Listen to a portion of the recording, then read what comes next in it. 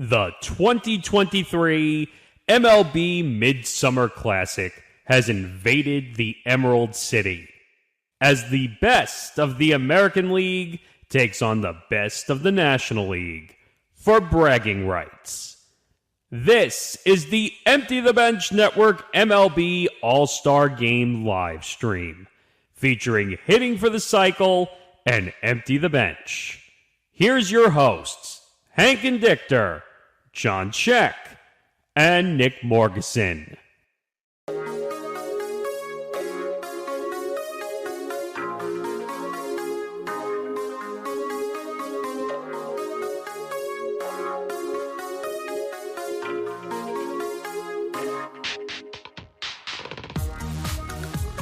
All right, here we go. Back for another live stream.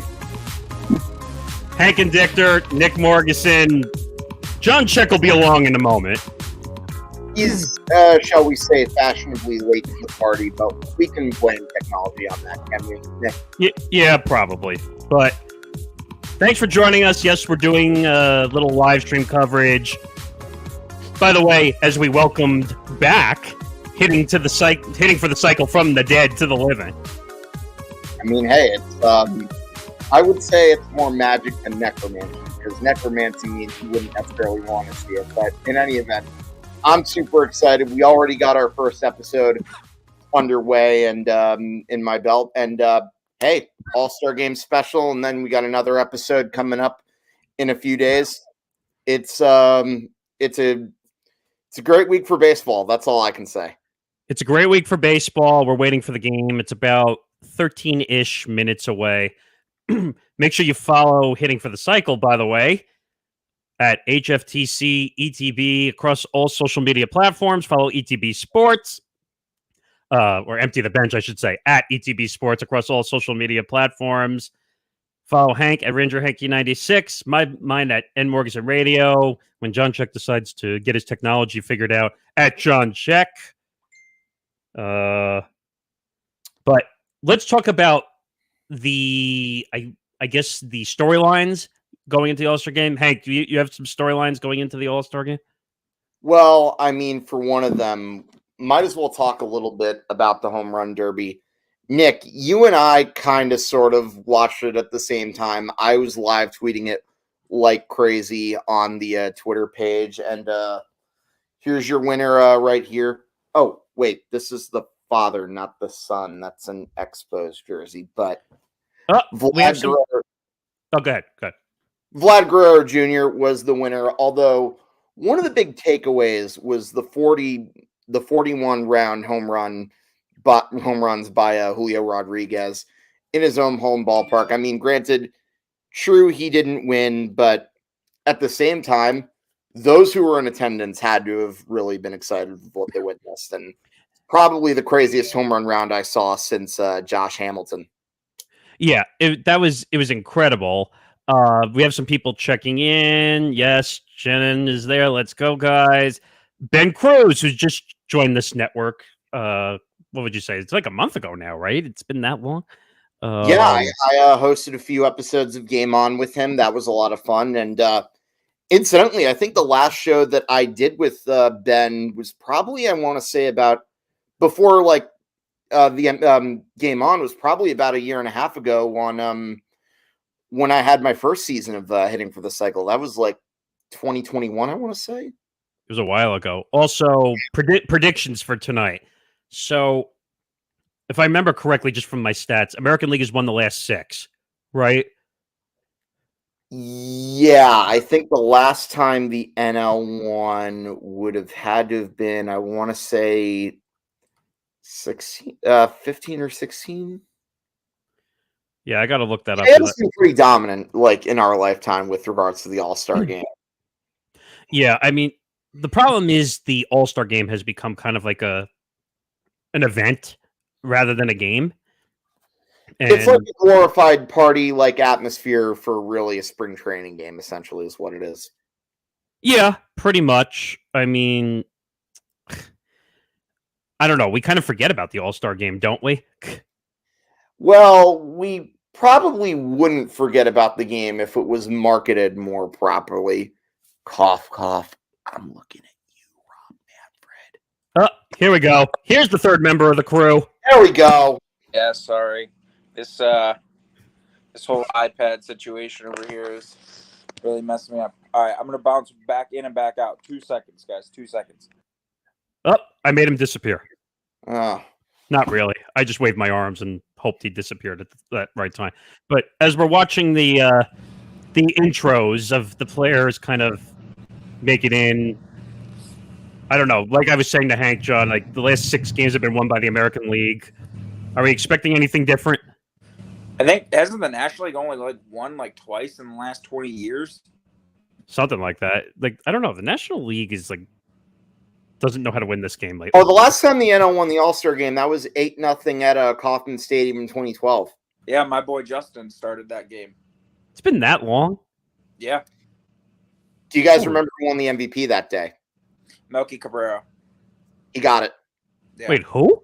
Melky Cabrera. Yep. God, I haven't heard that name since the PED scandal. Yeah, because he came out and he said, they asked him a question, and all he could say is, I want to thank you, the fans, because he just didn't have a single clue what the question was. He really needed a translator. You want to talk about putting someone under the gun? I felt horrible for him because they asked him this complex question, and he just did not understand English well enough to answer it. It was kind of another gaffe by, I think it was Fox. They should have known a little bit better. I mean, well, the All-Star Game's always on Fox, right? That seems to be they always carry the game. Yeah, seems to be. I can't remember the last time the All-Star Game wasn't on Fox. Even when I was a kid, the All-Star Game was on Fox. But I don't know. Hopefully we get a good game because the All-Star Game has become a glorified entertainment event.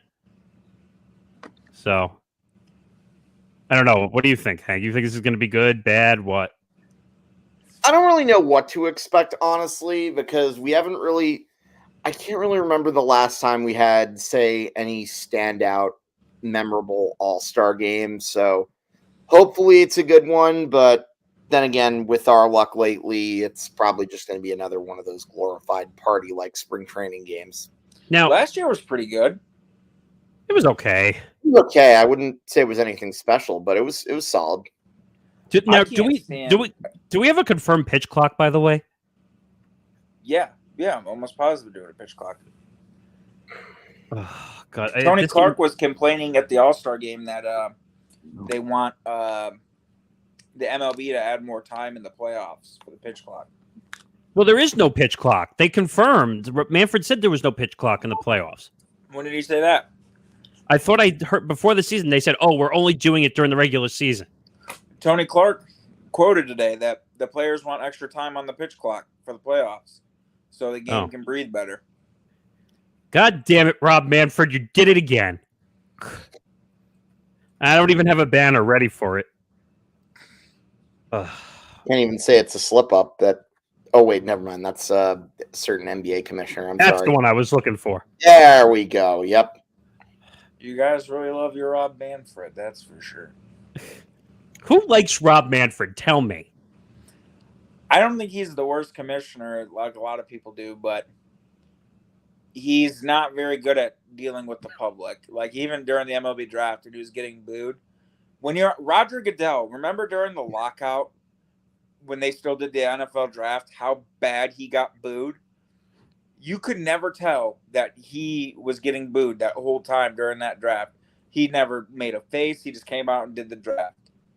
Yesterday, when 2 days ago, Manfred got booed.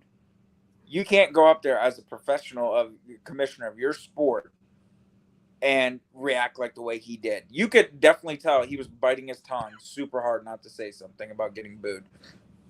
It's a good point. I mean, I feel like all the rest of the commissioners of the sport, they actually know how to do their job. I feel like Rob just constantly makes mistake after mistake after mistake and doesn't want to own it. Yeah, he kind of sucks. Way to put a cherry on top of that exclamation point. I don't have as big a problem with him as you guys. I just stand that he doesn't try to hide that he's a mouthpiece. That's the thing I can't stand about him. if you're gonna sit there and you are gonna be a commissioner, you have to be like a politician. You got to be able to talk to the people that are voting for you, but you got to do it in a way that you're believable, even though you're lying through your teeth. It's the same thing. It's about being two-faced, essentially, but being it in a nice way. I mean, ask Adam Silver how that's going. Is he really that disliked? Yes, very much so. Everything he does is a political stunt. Everything he does is for the money. I mean, heck, they added an in-season freaking tournament for crying out loud, which no one asked for. Oh, for the playoff spot? Well, just in general, like in December, before the season really gets underway. Or actually, no. Season gets underway in October. They're putting a playoff, an in-season tournament, which no one cares about, in December. I mean, I don't know. But we're kind of just waiting for the game to start. We're seeing players walk up the fake red carpet. Brent Rooker, he's going to be traded. Oh, the A's? Yep. Yeah. I love how they just have like the kids standing on each side of the red carpet, like, oh, who's going to come out next? And see, this is so gaudy over the top. What was wrong with them coming out of the dugouts to run to the lines? Yeah, I don't get this, to be honest. Now they're going to ruin the field, and they're going to have to like resod that spot because they're stepping all over the grass. Like, I'm like an old man yelling at clouds, but I liked back in the day when everyone wore their team's jersey. Yeah. Out of the dugout. Right? It's just another ploy to sell another set of hats, another set of jerseys. Also, you notice that every player is like trying to be politically correct, high-fiving every person coming down that line. Yeah. Oh no, you missed my hand! Wah! You know what'd be funny is just one of them wiped their hands off afterward. Oh. You just see him going like this. That would be funny as hell. But you know what I missed? Like you said, I missed the jersey. Also, I don't like the home run derby format that they did this year at all. Really? I first of all, they didn't stop between pitches like they normally do. It was just like throw, like a robot. Well, I think a lot of people are getting used to the clock, system. Now it's more mastered now than it was a few years ago. It's more about pitch, as many pitches as you can throw versus about taking time in between. Because you've seen like what J-Rod did for 41 bombs. You know what's crazy is Vlad's dad won it with 17 home runs, and Vlad hit, what did he hit, like 60 yesterday or something? He hit like 60. Yeah. Yeah. Isn't that insane? I mean, it's just now those records are going to be broken more than ever because of the time. Like, if all you have to do is beat the clock. Yeah. And now, I can remember in 2008 when Hamilton did what he did. Yep. And that was like considered like the precipice, the best home run derby of all time because of all the circumstance. And now you look at it, like 28 just looks like nothing. Or like when Bobby Abreu at Comerica Park, when he and Pudge went at it. Now that's like chump change now. Was that right before he was traded to the Yankees or no? Yeah, he was on the Phillies. That was 05. Yeah, that was like a year and a half before we traded for him. Yeah. Or was that back when Bobby Abreu was actually beloved by Philadelphia? Yeah. Hey, Bobby Abreu was such an underappreciated player in Philadelphia. Like, yeah, he was good. Yeah, and then when he ended up in New York, he kind of was a joke. He was okay with the Yankees. He was only there for like about 2.5 years. He had the Yankee curse. Or when he was an Angel. People forget that he was an Angel, by the way. People forget that. So was Hideki Matsui. Mm-hmm. Yep. But I don't know. I hope. Oh, is that a Suarez? The Marlins? Luis Suarez? Or Suarez, excuse me. The guy who hit 400 almost in the first half. Yeah. Dude's nuts. That kid's going to be good. He's already been good. I watched him quite a bit over the last couple of years with the Twins. Him and the Cincinnati rookie. Ellie? Yeah, Ellie. Yeah. Yeah, both those guys can hit. Corbin Carroll, he's a stud. By the He's way, from Seattle too. I forgot about that. You're right. By the way, the Nationals manager is an asshole, by the way. Maybe. Yeah. Because really you bitch to the umpire about the end of the bat? Yeah. What an asshole. Your boy Mike Theron made a good point the other day, talking about how are you going to sit there and bitch about Ellie with that bat when you laid on the ground to show the umpire where he missed the call.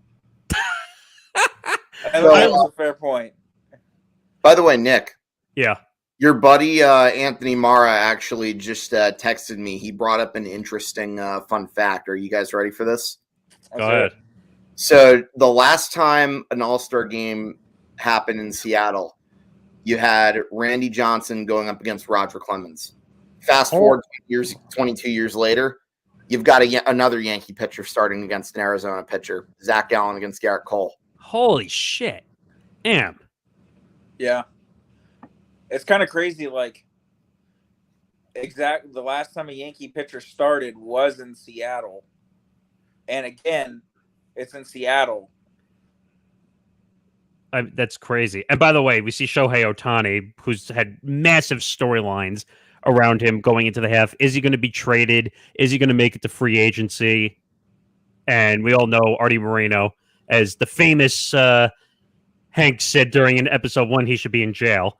I stand by that comment, by the way. Do you think he's going to get traded?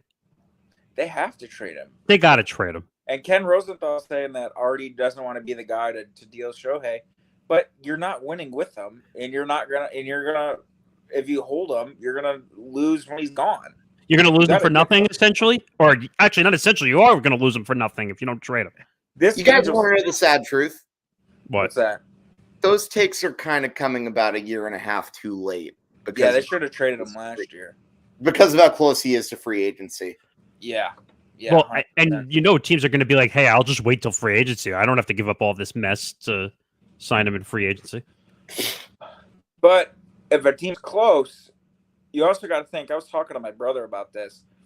You might have to deal a lot to get him, but if you're close, he can put you over the top.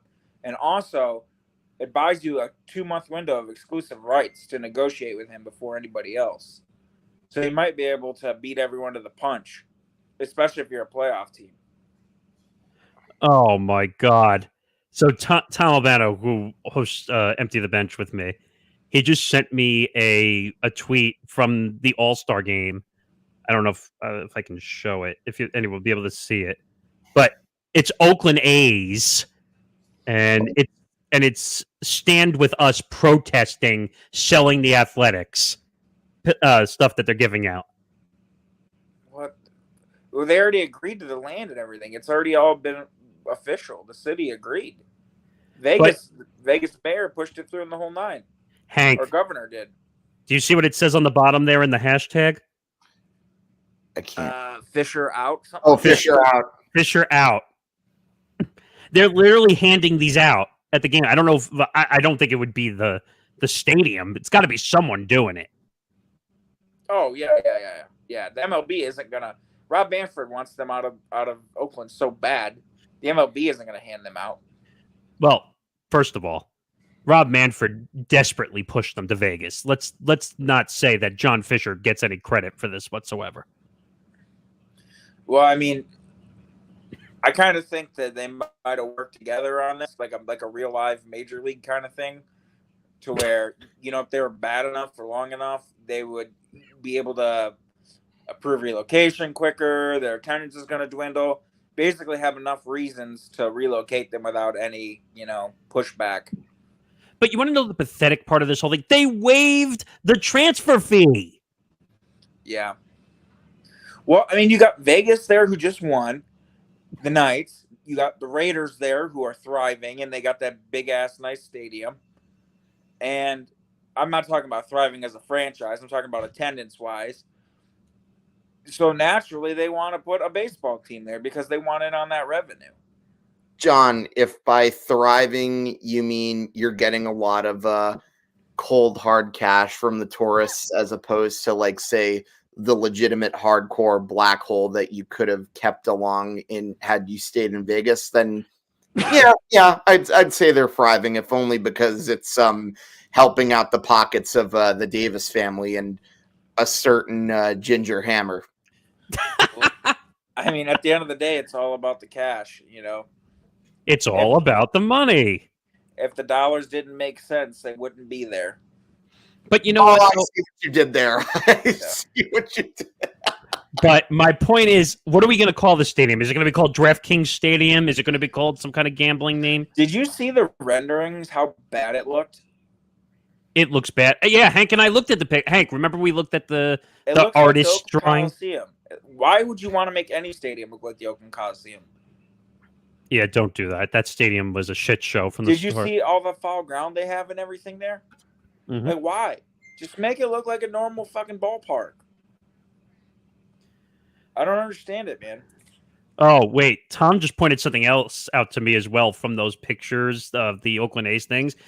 He just said to me, whoever is leading this wants them to do this. Oh, he's telling me something. Read what it says in the second photo. Whoever is leading this wants them to do the same fifth inning silence thing from the reverse boycott.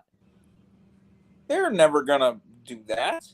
At the freaking All-Star Game, MLB will put a quip to that so fast. You have no idea.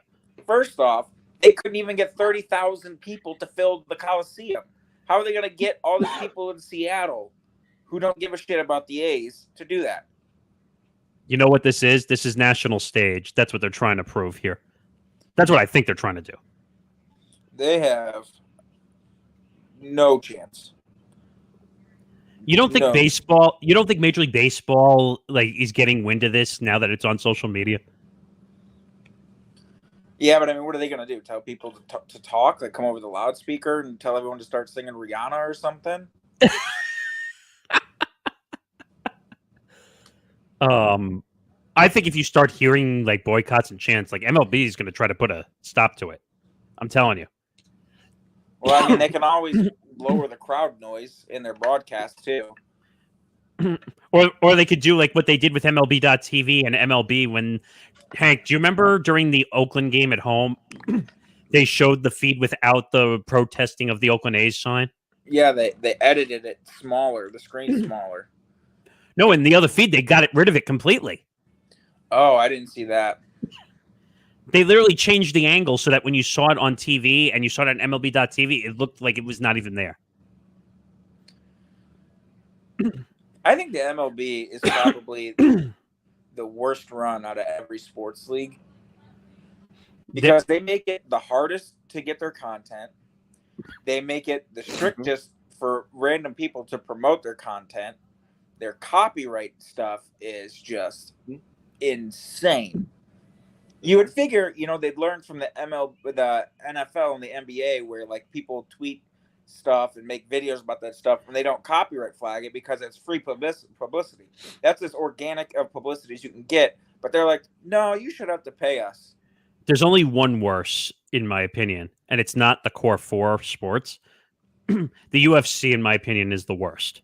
Because on YouTube, as soon as you try to do anything, it's an instant red flag as soon as you try to do anything UFC. Although, I know that. Speaking of walking red flags, Nick, take a look at the comments section. Oh, yeah. Good old Rob Manfred. Oi, he's a walking red flag. Yes. Jennifer, I think you're being too nice about Rob Manfred, if I'm being honest. By the way, I don't know if she's referring to that weird trend that's going around on TikTok right now where you say what your 3 green flags are and your 3 red flags are. That stupid, dumb video thing that people are making. But is that looks like Griffey and Edgar are about to throw out the first pitch. You must be ahead of us because you're already seeing it on TV. Yeah, I'm at a commercial break still. By the way, if anyone has any questions or comments, drop them in our comments section. We'll put them up and we'll do the best we can to get to as many as possible. Again, This is hitting for the cycle and empty the bench, trying to get hitting the cycle up because they had their first episode, which seems like a while ago now. But good first episode. The Mike Trout injury. Is he a top 10 player? Is he a top 10 player? Aaron Judge injury. Yeah. Hank saying that the Yankees want to sell chicken tender buckets. I wish I had a chicken tender bucket right now for the All-Star Game. That'd be sick. I mean, I'm not going to lie. They are pretty good. I've had them before, but my only thing is I can never finish it because they... What do those things cost at Yankee Stadium? Can I guess? Wait, it's got to be like $10. I don't know. I'm guessing. No. I'm going to say $27. Yeah, John's pretty much the closest to the actual retail price, although I think he may have gone over just slightly, but it doesn't matter. It's still That's insane for a chicken tender bucket. It's still pretty fucking expensive. A Little Caesars hot and ready pizza is $5, right? At the store. Yeah. For a singular slice at Comerica Park is $6. What? I'm sorry. What? Yes. Wait. And it's horrible. What's weird is I hate Little Caesars, but at the ballpark, it used to be super good because that stuff was so hot and so fresh because of the amount of pizza they're moving. Now, I think what they do is because they're only having 10,000 fans a game and they're only selling 5,000 slices, but they're charging more. Well, they're selling 5,000 slices, but they're making 10,000. So they just keep putting in the refrigerator and microwaving it, and it tastes like a box by the time you eat it. Wait. It's all about the money. It's so gross. It's so gross. So now their pizza there is absolutely terrible. So I won't get it anytime I go to Comerica Park. They got some pretty good barbecue restaurants there, but I'm not spending $17. It's insane. You know who had really good prices, and it's going to be shocking because it's a major market, but the Chicago Cubs at Wrigley Field actually had decent prices. So did the White Sox, but their pizza is even worse than Little Caesars. You ever been to U.S. Cellular? No, I went to Wrigley. Shithole. Is that bad? It is the dumpiest stadium I've ever been to. Wait, worse than Oakland? Oh, I've never been to Oakland. I can only speak on experience where I've been. No, but I'm going to say Oakland. Hank can say it for sure. Is probably the dirtiest stadium. Yeah, for sure. Oakland's the shittiest. When you consider the fact that they had to put duct tape on certain parts of the stadium, when you consider the fact that there's a possum infestation in the radio booth or the TV booth, the Mets booth had to be cleared out when they were in Oakland. Yeah, that's probably a big warning sign that your ballpark needs to be fixed. Oh, and not to mention they've had plenty of sewage and electricity problems over the years. By the way, from the rumors I heard, don't drink the water at the athletics stadium. Wait. Yeah, you mean it's worse than Florida water? It's like going to Tijuana, but you're in California. Yeah, and I'm sure now when the Oakland Athletics see this video, will never be allowed in their stadium. But I could give two shits, to be honest. But I mean, you mean I can't get media access to a bunch of AAA players? I know, right? Oh man. So sad. You know what's funny though, and Hank, you want to know like how insanely cheap the tickets are? I looked for A's Yankees down in Oakland. Mm-hmm. The seats all the way behind home plate, $125 a seat. Well, that's still expensive. I will tell you this though, for the Yankees though. Yeah, I sat 5 rows one time from home plate. It was a doubleheader versus the Pirates, and I paid $37 one time.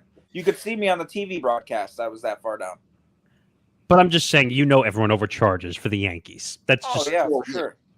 But for sure. I would say that's actually pretty good. Like all the way. Like I'm talking about first row of the stadium was $125. Oh, okay.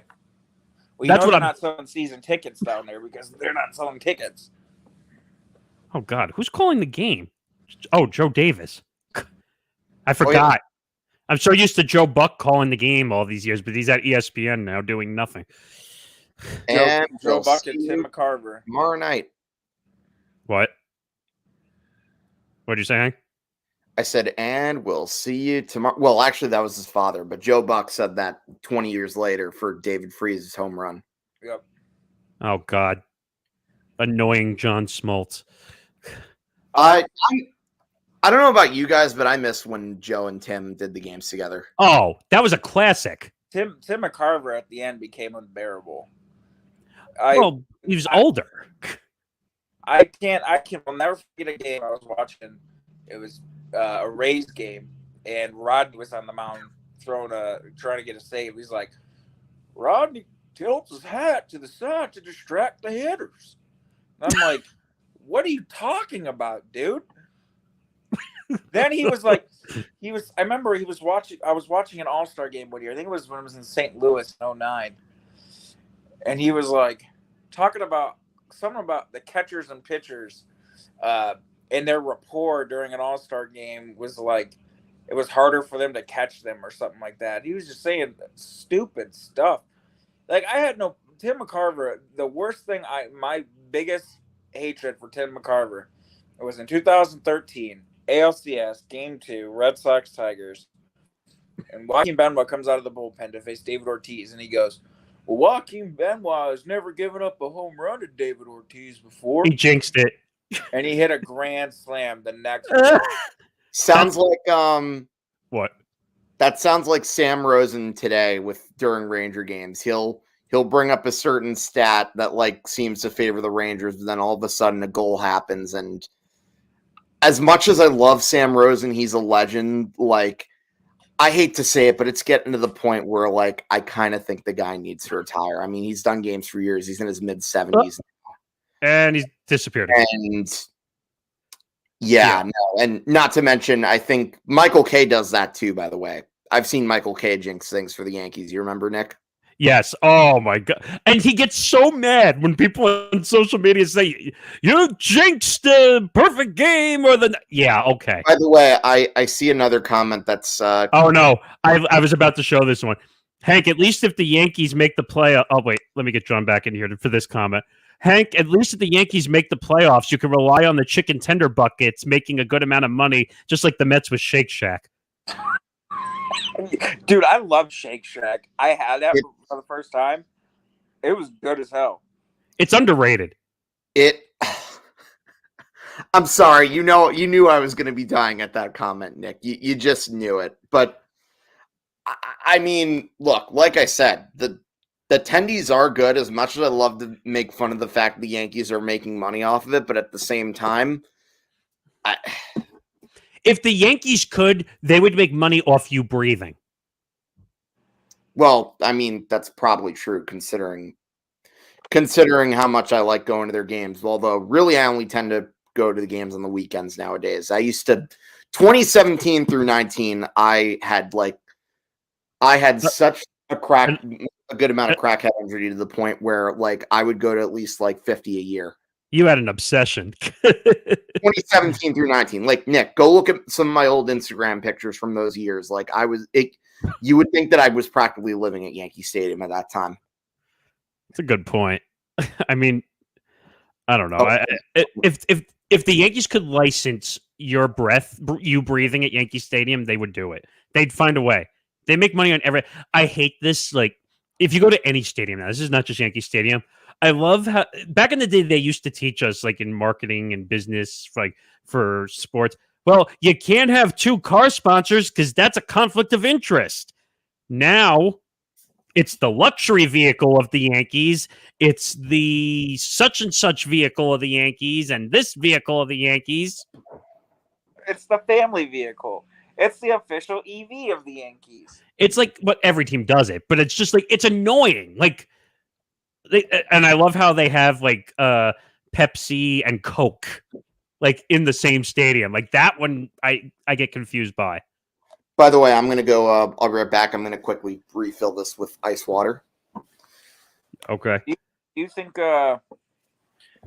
because it's the Yankees they just don't care about having conflicting brands? They just want it's everybody. I mean, they all do it. I mean, the Yankees were one of the first to really do it because New York is New York and New York does everything first. But I don't know.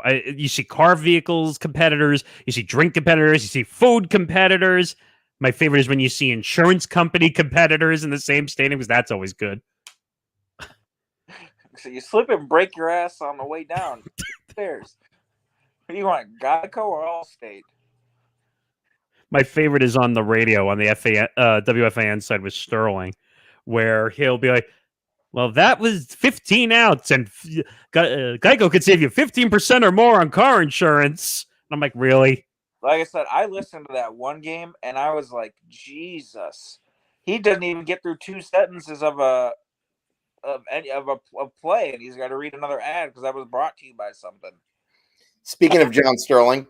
Yeah. That's baseball, Susan. Well, that's true. It kind of makes sense if you think. I was just telling John like that, where Sterling will make that dumb comparison: 15 outs, and Geico could save you 15% or more on car insurance. Like it's so corny. I hate when because when I used to do games, like they used to say, try to use something to get to the break. That's what they used to tell me when I did play-by-play for our college basketball team. I'm like, that's stupid. Who gives a shit? Hey, look, it's Garrett Cole. He's out here. He's like, oh, hey, guys. Just tell everyone my team the most I can give them. Really happy I'm representing the Yankees. I'm out of Bert Ernie.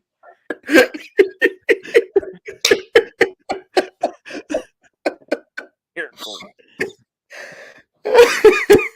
Hey, Hank, you might have to have John do impressions of baseball players on the show. I mean, hey, I can do impressions of different announcers. Nick, you've seen him, right? Oh, yeah. Well, hey, since we're talking baseball, Vince Scully, anybody? It's time for Dodger baseball. That's actually not bad. That's actually not bad. Little roller up along first. Behind the bag. Gets through Buckner. Here comes Knight, and the Mets win it. How about holy cow? Holy cow! It deep to right field, way back there. Holy cow, he did it. 61 for Maris. Although, actually, let me give you another one. Hello, everybody. This is Harry Carey. Hey. Wow. Now, you Cardinals Harry Carey, where he was a little more with it, or are you Cubs? Or Cubs. Drunk? Oh, good. Let's watch Garrett Cole somehow give up like 10 home runs because he's usually due for that. Has he been prone to the gopher ball this year? He's been pretty with it. He's given up quite a few home runs, Hank, no? I mean, he hasn't had as much one bad inning-itis this year as in other years past. Yeah, because I remember last year. Like Nick, you remember that term that I invented? Yes, I do remember. And then I think Johnny used that a lot during game on. Then yeah, by the way, I think it was like the 6th inning or something. It was always after like he got the quality start. Then he would just be like, "Oh, now I got to give it all up." Yeah, because he would have always be prone to that one bad inning every single year. He was giving up a lot of home runs. One bad inning-itis. It's true. And if I remember correctly, he was his pitch sequencing wasn't great last year either. He was having issues with that. All right. And as Ronald Acuna Jr. steps up to the plate, stepping up to the microphone is the voice of the New York Yankees, John Sterling. Well, Susan, I thank you. Welcome to Yankees baseball on WFAN. And the New York Yankees radio network. And Cole's, or as Michael K would say, Cole's ready. Acuna's ready. Let's do it here in Seattle. The first pitch is the ball, and we are underway. It's why is the kid running the bases? We're doing a ceremonial running of the bases. That's a new one. Who is this kid? What contest did he win? Unless... Oh, you guys are definitely way behind because I have the game starting. Oh, shit. Oh, we're not as all cool as you, Hank. Okay.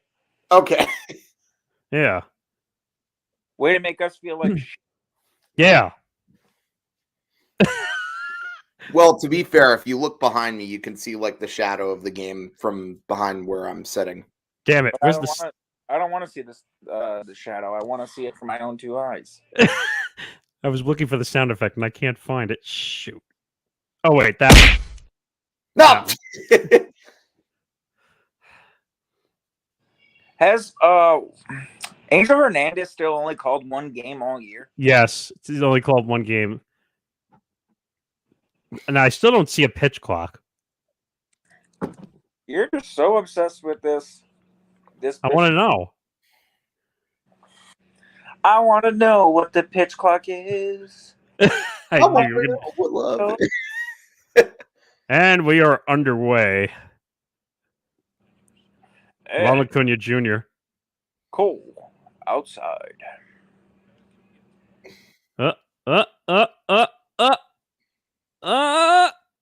Oh, nice. Yep.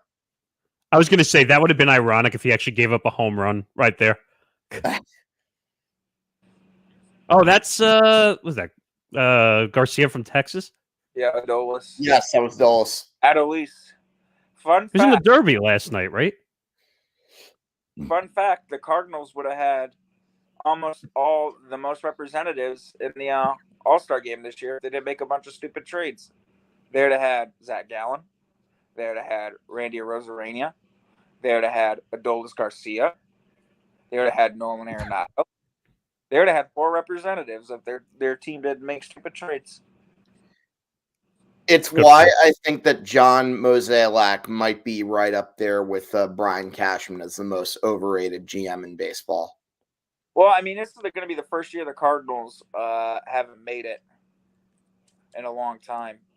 Well, I read a report today that apparently Nolan Arenado came out and said he thinks he's going to be part of the sell-off that the Cardinals do. They'd be stupid to do that, though, because he's still a building block. The thing is, like, the Cardinals could be good next year if they just got some starting pitching. Oh God, I hate and they're they doing closer because they've blown the most saves in the MLB this year. I hate that they're doing the umpire cam and all these stupid cameras. Their bullpen's been shit for a while, though. It has been. Light on. Like, that one's. Oh! When they had like Jason Mott, Trevor Rosenthal, Mark Zapchinski. Was that back when Trevor Rosenthal actually threw 100 before he blew his arm out? Wow, what a catch by Randy. Yeah, that was a sick catch right there. I wish I knew what team he played for, but I got to watch these guys in jerseys. Randy plays for Tampa. I know, I'm being ironic. Oh, I didn't know that. No, I saw what he did there. Oh, because no one cares about Tampa? Hey, guys, I'm a first-time MLB fan. I wonder what team Rosarania plays for. All I can see is that he is wearing some jersey that costs $500. Oh, I see it now. I see what you're saying. Got it. You know, it would make it easier if they wore their team's fucking jerseys like they did for 75 years. Actually, you know what they're doing stupidly to get around it? They have the patches of the team on the arms. Stupidly. Oh, wow. Yeah, that helps a lot. No, I'm not. Trust me, I wish they would go back to the old days when we were younger where they actually wore their own jerseys. Did you see they were charging $490 for those jerseys at the stadium?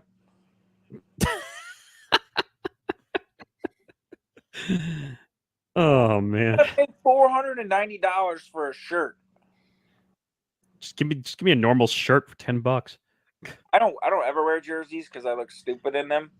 I hate jerseys. Once again, one of these fans is not like the other. All right, thank you, Sesame Street. Let me show you which jersey I was considering wearing today. I think I showed it earlier off in the stream. Yes, the Guerrero Senior jersey. Yep. By the way, this All-Star Game is brought to you by the letters BS.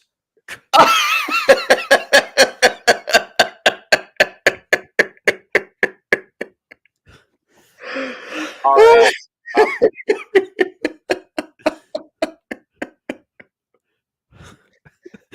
Gotta have a little bit of fun when baseball could be boring at times. As we wait for the commercial break, but that was a quick first inning, believe it or not. You know what I'm excited for? What? When Max Clark comes to Comerica Park on their next homestand and takes batting practice. That's my favorite thing about when the first rounders or the first round guys come to the ballpark, where they Right. get the media, they get to take batting practice. They'll come on the broadcast. That's the only time I'll unmute Matt Shepard is when they have certain guys in there because he's horrible. You guys have never heard. You guys think some of these broadcasters are bad? You should listen to Matt Shepard try to call a ball game. I'd rather watch I would rather watch someone artificially inseminate a cow than listen to Matt Shepard try to call.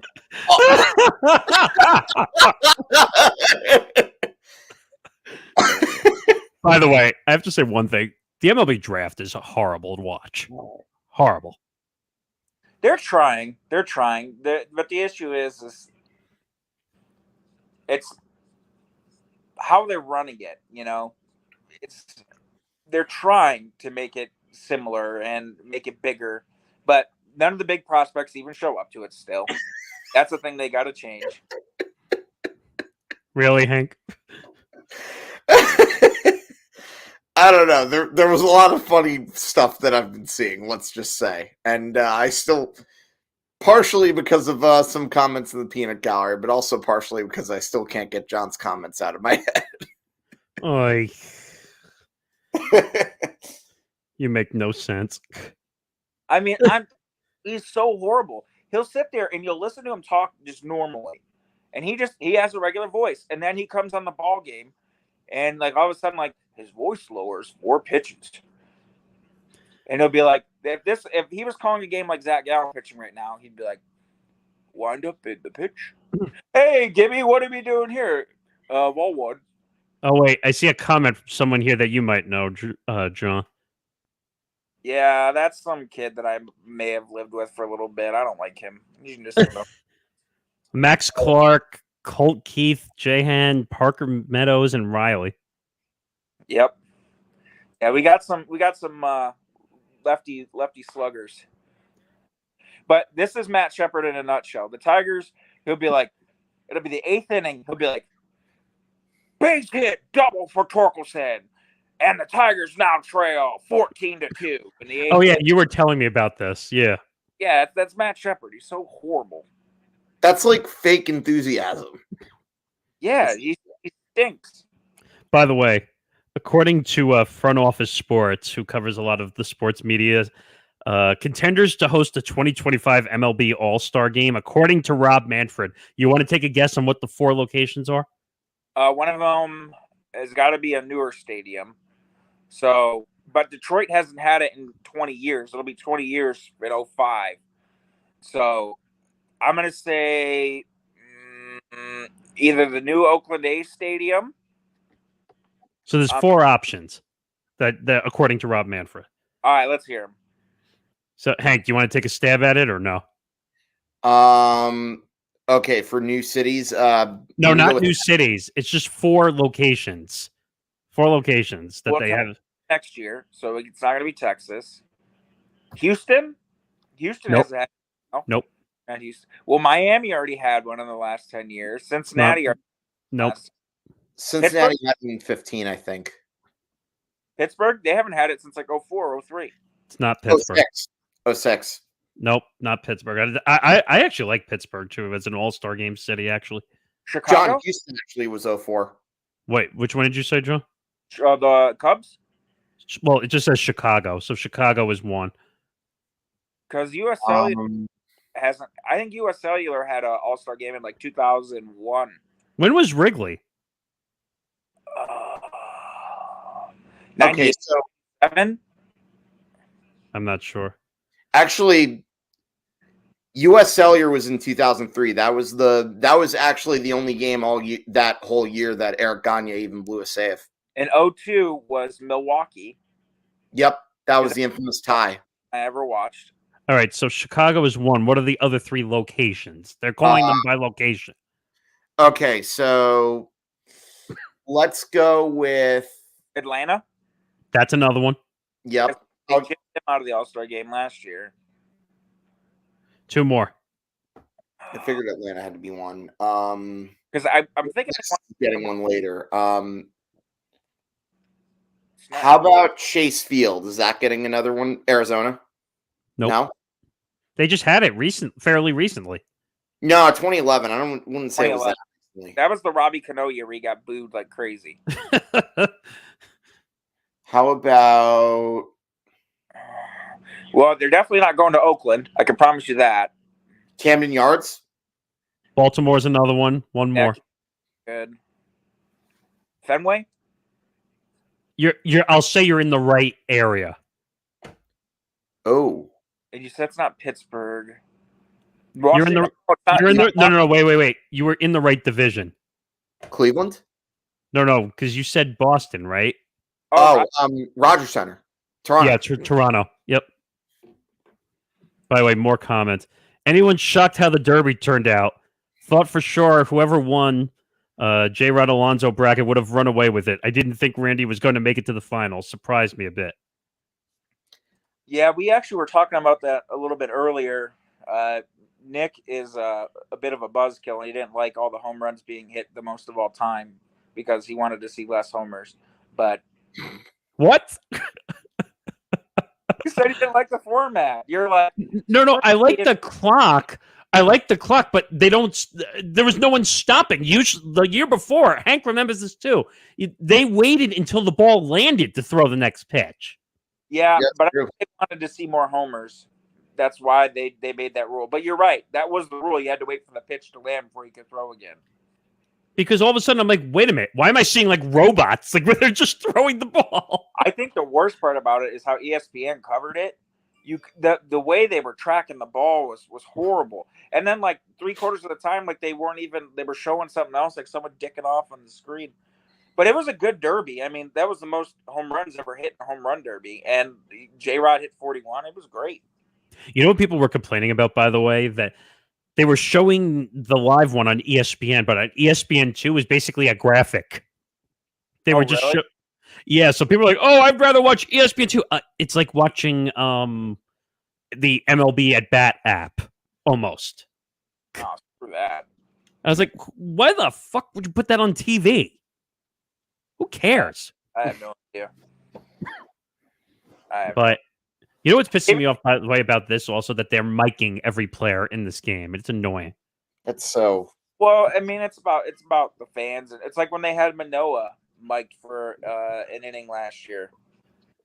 Well, they had what was it? The Toronto player holding the ESPN mic last night during the Derby.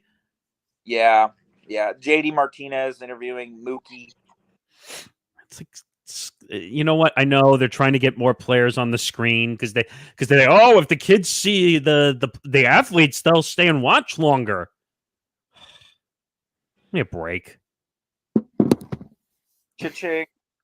You know what would help kids like the game more is if they knew what teams the guys played for because they're wearing their jerseys. And they just wearing stupid patches on the side of those dumb jerseys. I liked how they used to do it. The home run derby, they would wear like the jersey, the team jersey, of the All-Star game, and then the All-Star game they would wear the team jersey. So why don't they do that still? To where the home run derby they wear like the All-Star game jersey, and then in the All-Star game they wear their team jersey. It's a good point, but I don't know. You tell me I'm a little old-fashioned with the derby. I kind of like the whole idea where you have to hit the ball out of the park. You don't lose outs. Like, I thought that was fun. Like, it made more incentive for you to actually hit the ball out of the park. Yeah, but the pace of it got kind of slow because those guys would take like a lot of time in between pitches sometimes. Well, you got to do what you do during the game. Don't allow them to step out. What are they going to do? Have an umpire back there bumping them for outs? That ain't going to work. You're talking about putting asses in the seats. That's going to make people not want to watch it. Oh God, Nathan Eovaldi's in. Oh, former Yankee turned Red Sox hero. Well, and now Ranger. Tigers hit him for 5 runs a couple weeks ago. You know what's sick? Like that rotation is like so injury prone, and somehow the Rangers are like having a year. Well, Dane Dunning is really good. Eovaldi's has been a stud this year. By the way, they've fucking overpaid Jacob deGrom like up the wazoo, and somehow they're not regretting that contract right now because they're actually winning. Well, they might regret that contract. They will. It's not like hockey where you can put a guy on LTIR and not have any repercussions with such a contract. But wait a minute, Eovaldi is wearing an earpiece on the mound. Yeah, he's talking to the broadcasters. Are you kidding me? Oh, wow. We got 6 guys on the field for Texas, too, right now. They had the most All-Star participants this year, right? Is freaking good. Yeah. I hate the helmets, too. You're right. I don't like that it doesn't have, like, the team representation. Like, it looks weird. This is N and A. That's so bland. It's stupid. This guy By looks the- like he's playing like a high school regional game right now. He looks like an asshole.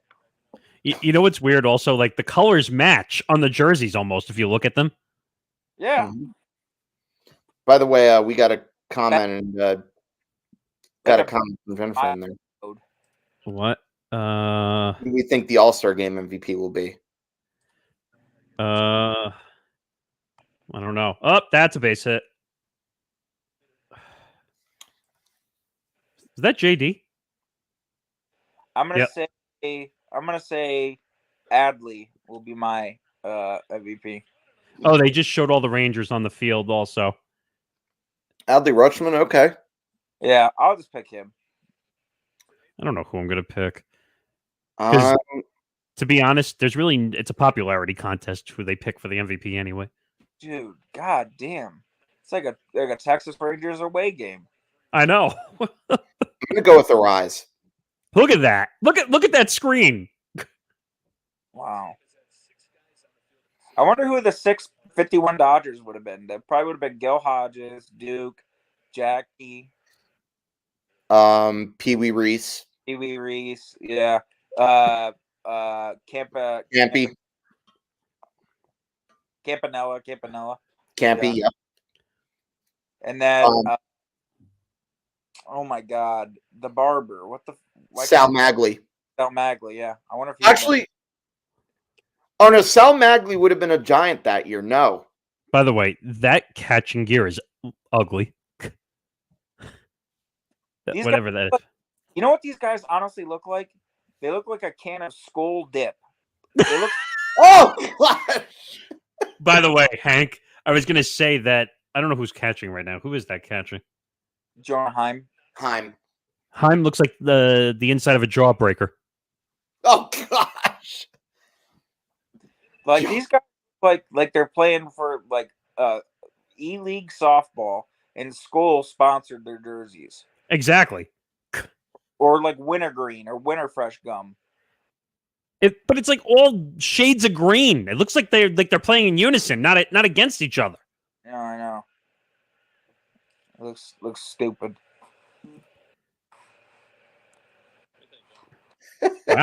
Wow! Someone actually got a pitch thrown by them. I didn't know that was allowed. Looks like we got another comment. Do we? Who's the biggest piece that moves at the trade deadline this year? Also, what surprising moves could you see? I think Ohtani is going to be the guy that he gets traded. There's no way in hell they don't trade him. They got to trade him. Tigers are going to be sellers. I'm interested to see who the White Sox get rid of because they basically said they would trade everyone except for like Luis Robert Jr. The White Sox are a disappointment, by the way. Like they could trade Luis Robert Jr. and Dylan Cease, like the only two guys they won't move. So like Giolito, Lance Lynn, Liam Hendricks, Kendall. That's kind of frustrating though if they trade Giolito. Like he's a great pitcher. Well, they almost extended him last year, but they didn't get it done before spring training. Who was the guy they just got back? Hendricks, the guy who had the Liam Hendricks. Yeah, he was the one that recovered from cancer, right? That was a good story, actually, that he managed I to get back. could see Hendricks really helping out a team. Imagine if someone traded for Eloy. Like that guy would be a really good DH for somebody because he's got pop. Yeah. Well, would you say he was kind of like what Jose Abreu was before he went to Houston? But less of a defender. Abreu could at least play some first. Eloy sucks in the outfield. Another base hit. Wait, you mean like they're actually playing small ball? He could still have a chance of hitting 400, Luis Ariz. First time since Ted Williams, right? Yeah. Yep. It's only been 82 years. Only 82 years. Only 82 years, yeah. couple few seasons. And a bunch of rule changes later. There's this guy that comes into my work, and he's from Boston, and he's a big baseball fan. And every single time he comes in, and I just talk baseball, this guy went to the Polo Grounds. He saw Ted Williams play. Damn. So cool talking to this guy. Wow. Probably has a lot of memories too. He's got like a super thick Boston accent. He's like, don't listen to these fucking people that tell you they went to fucking Ted Williams' last ball game. He's like, the game had 5,000 fucking people. It was cold. It was rainy. They weren't fucking there. Oh my god. I love that guy. He's so cool. Boston accents are kind of fun also. His dad was a Braves fan, but not an Atlanta fan. Of Boston Braves. Boston. Yeah.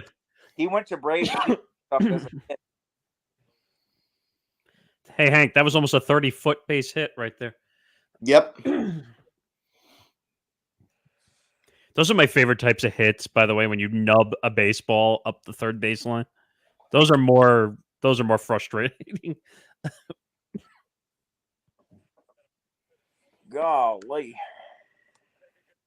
By the way, what site are you guys on? Because I'm way too ahead of you with my TV. I want to kind of keep You want to send him the stream, John? It's in the chat.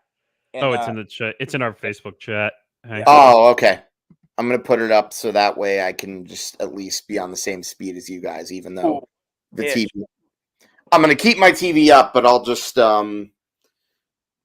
act like I don't know what's happening with just like Brian Cashman when he can't figure out his Yankee squad. Corbin Carroll was on MLB Network Radio. Yeah. And I don't know what it is with some of these newer guys coming in the big leagues, but he has the personality of a slice of bread. He was so boring.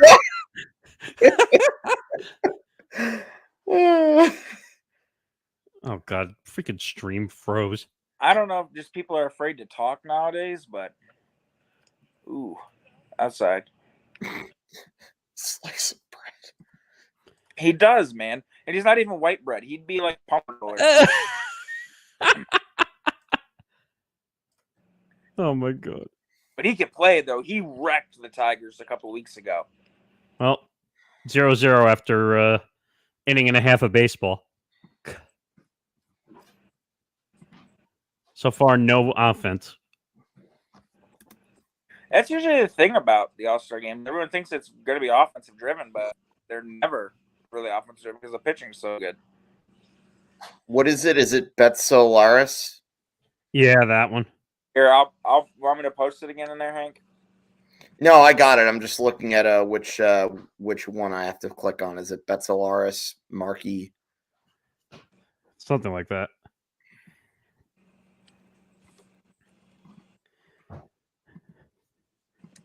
Come on, commercials. Too many. We need a dollar sign, like a cha-ching every time there's a commercial. Yeah, there you go. You guys wish that the All-Star Game commercials were like Super Bowl commercials? Yeah, when they were actually fun. Yeah. Now it's just Rob Manfred trying to make a buck. Oh, wait. He's already got a buck. Showalter. Oh, why does it keep popping up with all these ads? You just got to click through until it comes up. Yeah. All right. With the first half in the books, who's your respective league's MVPs and Cy Young so far? Any surprising players standing out this year you didn't think would? Well, I mean, Corbin Carroll is a guy that no one really knew. I mean, he's challenging Acuna to be NL MVP. I think MVP, you can go first, Hank. Who's your MVP in the NL? NL MVP, I got to go with Ronald Acuna. What about you, Nick? Yeah, I think that's about right. Atlanta, he's leading the way of the young core that they basically signed through 2027, 2028. He's leading the way. Do you think there's any which way that Carroll would jump him? Not the way. I just think Atlanta's too good, and I think he and Acuna is going to lead them all the way to possibly a title run if he keeps playing the way he does. Acuna might be a 40-70 guy this year. There's a legitimate shot at that being the case. He's been that good. I undoubtedly it's Acuna in the NL. I was just being a devil's advocate dude for Corbin Carroll. Or no, who's your NL Cy Young? Whew. I'll let Hank go on that one because he really follows that. NL Cy Young, I got to go with Zach Gallen. Okay. He's been good. I mean, if Clayton Kershaw didn't get hurt, he wasn't going to miss a couple starts. Kershaw could be considered too because he's having another really, really good year. I mean, I think I would go with Gallen because Arizona's been a surprise. Also, he's led the way, and if it's not for him, they're not where they are right now. So, but Zach Gallen also doesn't pitch that great on the road. He's kind of only good at Chase Field. He's one of those guys where the home splits like totally annihilate the away splits. I'm trying All to. right. Oh, we got a line drive. Who's pitching? Keller? Yeah, Mitch Keller. I have my fantasy team. He's been good. All right. What about your AL Cy Young? I gotta think about this one. I was thinking McClanahan of the Rays. I would say Garrett Cole. Yeah. Or Garrett Cole. I would say Cole because Cole is basically holding the Yankees up with tape and glue sticks at this point. All right, now your AL, everyone's AL MVP. I'll just answer Shohei Ohtani. See ya. That's gone. See ya. Yikes. AL on the board. You see how much power Yandy's got? That was just effortless. That's like almost unfair. That swing was so like effortless. He didn't even break a sweat. That was like someone slow pitch softball hit that fastball. You just flicked it. The problem is, do you really think the pitchers are throwing as hard as they would during a regular season game? They're letting it eat more than ever because they're only pitching an inning. That was a curveball, by the way, or a slider, because that one had movement all over it, and it hung like a meatball. That was actually a home run, Nick. That wasn't anything. That was crushed. What? That's what that pitch was called. No, but Hank, that was a meatball right there. Oh yeah, Mitch Keller. He's still good though. He's had a really good year. It sucks that the Pirates are definitely like a fluke. How they started, like being in first place, because I think they were like 20-11. Who'd you say again? The Pirates or yeah, the Pirates. I think they were like 20-11 at one point. After the Pirates are a good story, by the way, this year also out of the blue. But they've had two big losing streaks. They had two losing streaks of 5+ games. I think they lost 8 in a row a couple weeks ago. But I'm saying like they're winning way more games than we thought they were going to win. Mm. And they're about to get O'Neal Cruz back too soon. Who was the big name they were floating around in the offseason? Was that Reynolds? Yeah. Dulles.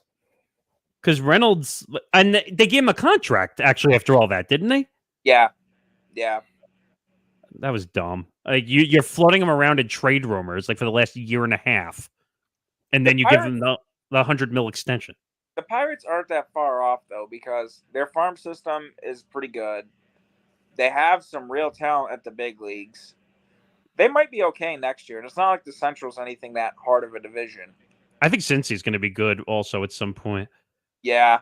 Cincy is legit. That team is an offensive juggernaut. And Ellie's going to be the star for many years. And I'm with John, by the way. I don't know how Spencer Steer isn't even playing in this game. He's been very underrated for the Reds.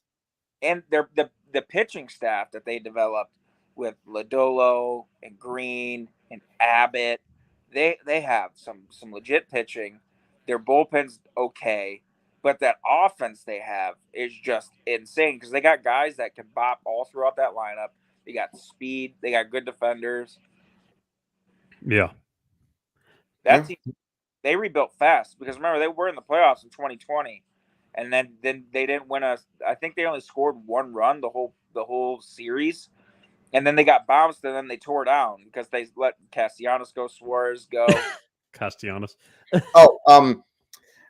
I pride myself and think of myself as a man of faith. As there's a drive in deep left field by Castellanos, it'll be a home run, and so that'll make it a 4-0 lead. I don't think I'll ever be able to do a live stream with you guys again. whether it be on empty the bench or heading for the cycle. But I just want to say from the bottom of my heart that I'm truly very sorry. Oh God. By the way, 1-0 American League after 2 innings. Yandy Diaz with the solo home run. As you said, that swing was effortless to. By the way, Nick. Yeah. Did you know that solo home runs usually come with no one on base? Thank you, Captain Obvious. No, I said usually. Usually. Not always, usually. Usually. That's like a 2 shots worth 3 points. No, Ralph Kiner actually said that during a Mets game years ago. That sounds like a yogiism. No, that was a Ralph Kiner phrase. The solo home run. No, but I'm saying that's like a it's getting late early. Yeah. Or a nickel ain't worth a dime. Right. Or what was it? Baseball is 99%. 90% of the game is half mental. That's it. Yeah. Also, nobody goes to that restaurant anymore. It's too crowded. That's a good one too. And oh man, come to a fork in the road, take it. What's the one line up alphabetically according to your age? Oh, I always like that one too. Well, since we're waiting for the game to come back, just an alert. Also, MMA Outsiders on our network as well does a series for the Ultimate Fighter called Tough Enough. Usually at 11 p.m. on Tuesdays. Since we're doing this stream now with hitting for the cycle and ETB for the All-Star Game, that'll be at 11:30 p.m. Eastern instead of 11 p.m. Eastern. So just alert for that and a half an hour delay. So did someone call for alarm?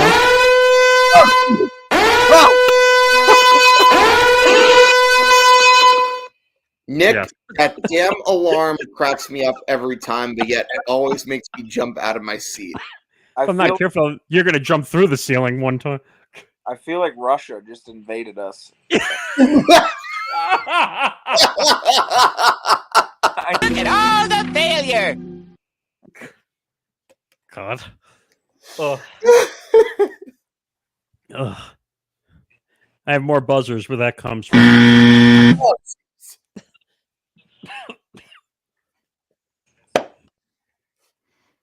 Oh, man.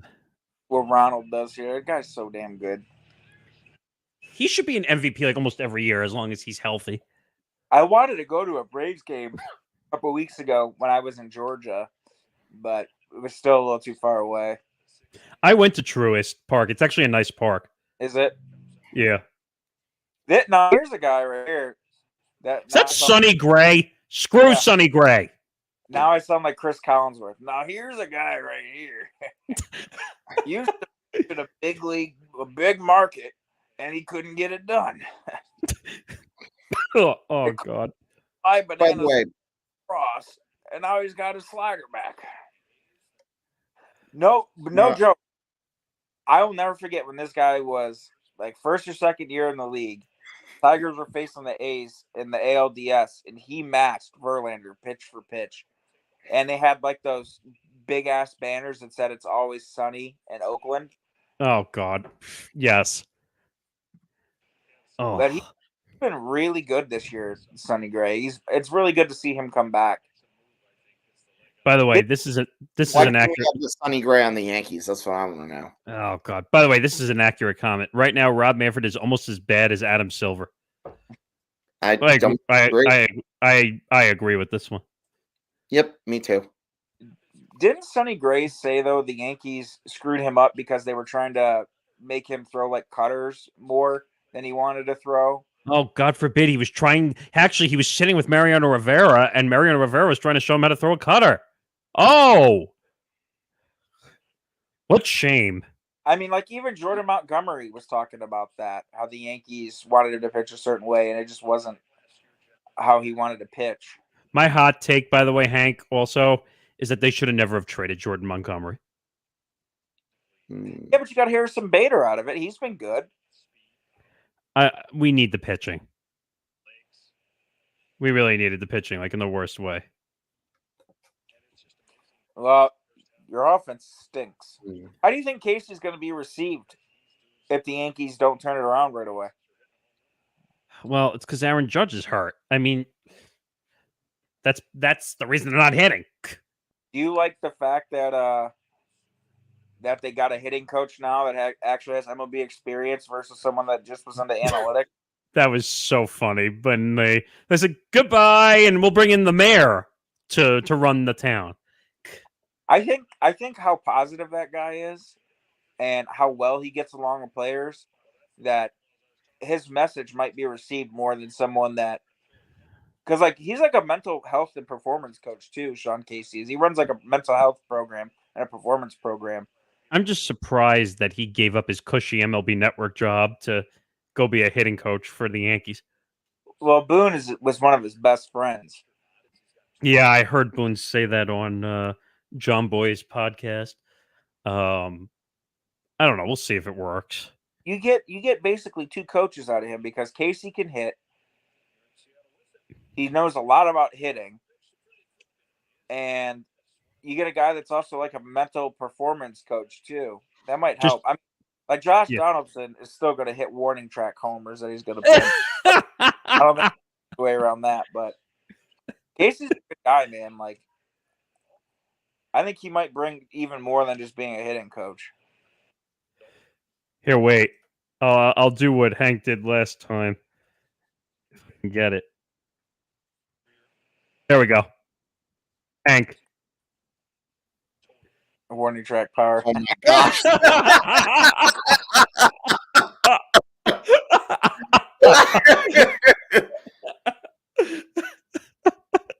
Oh man! All right, I'll change that. Donald's number one fan.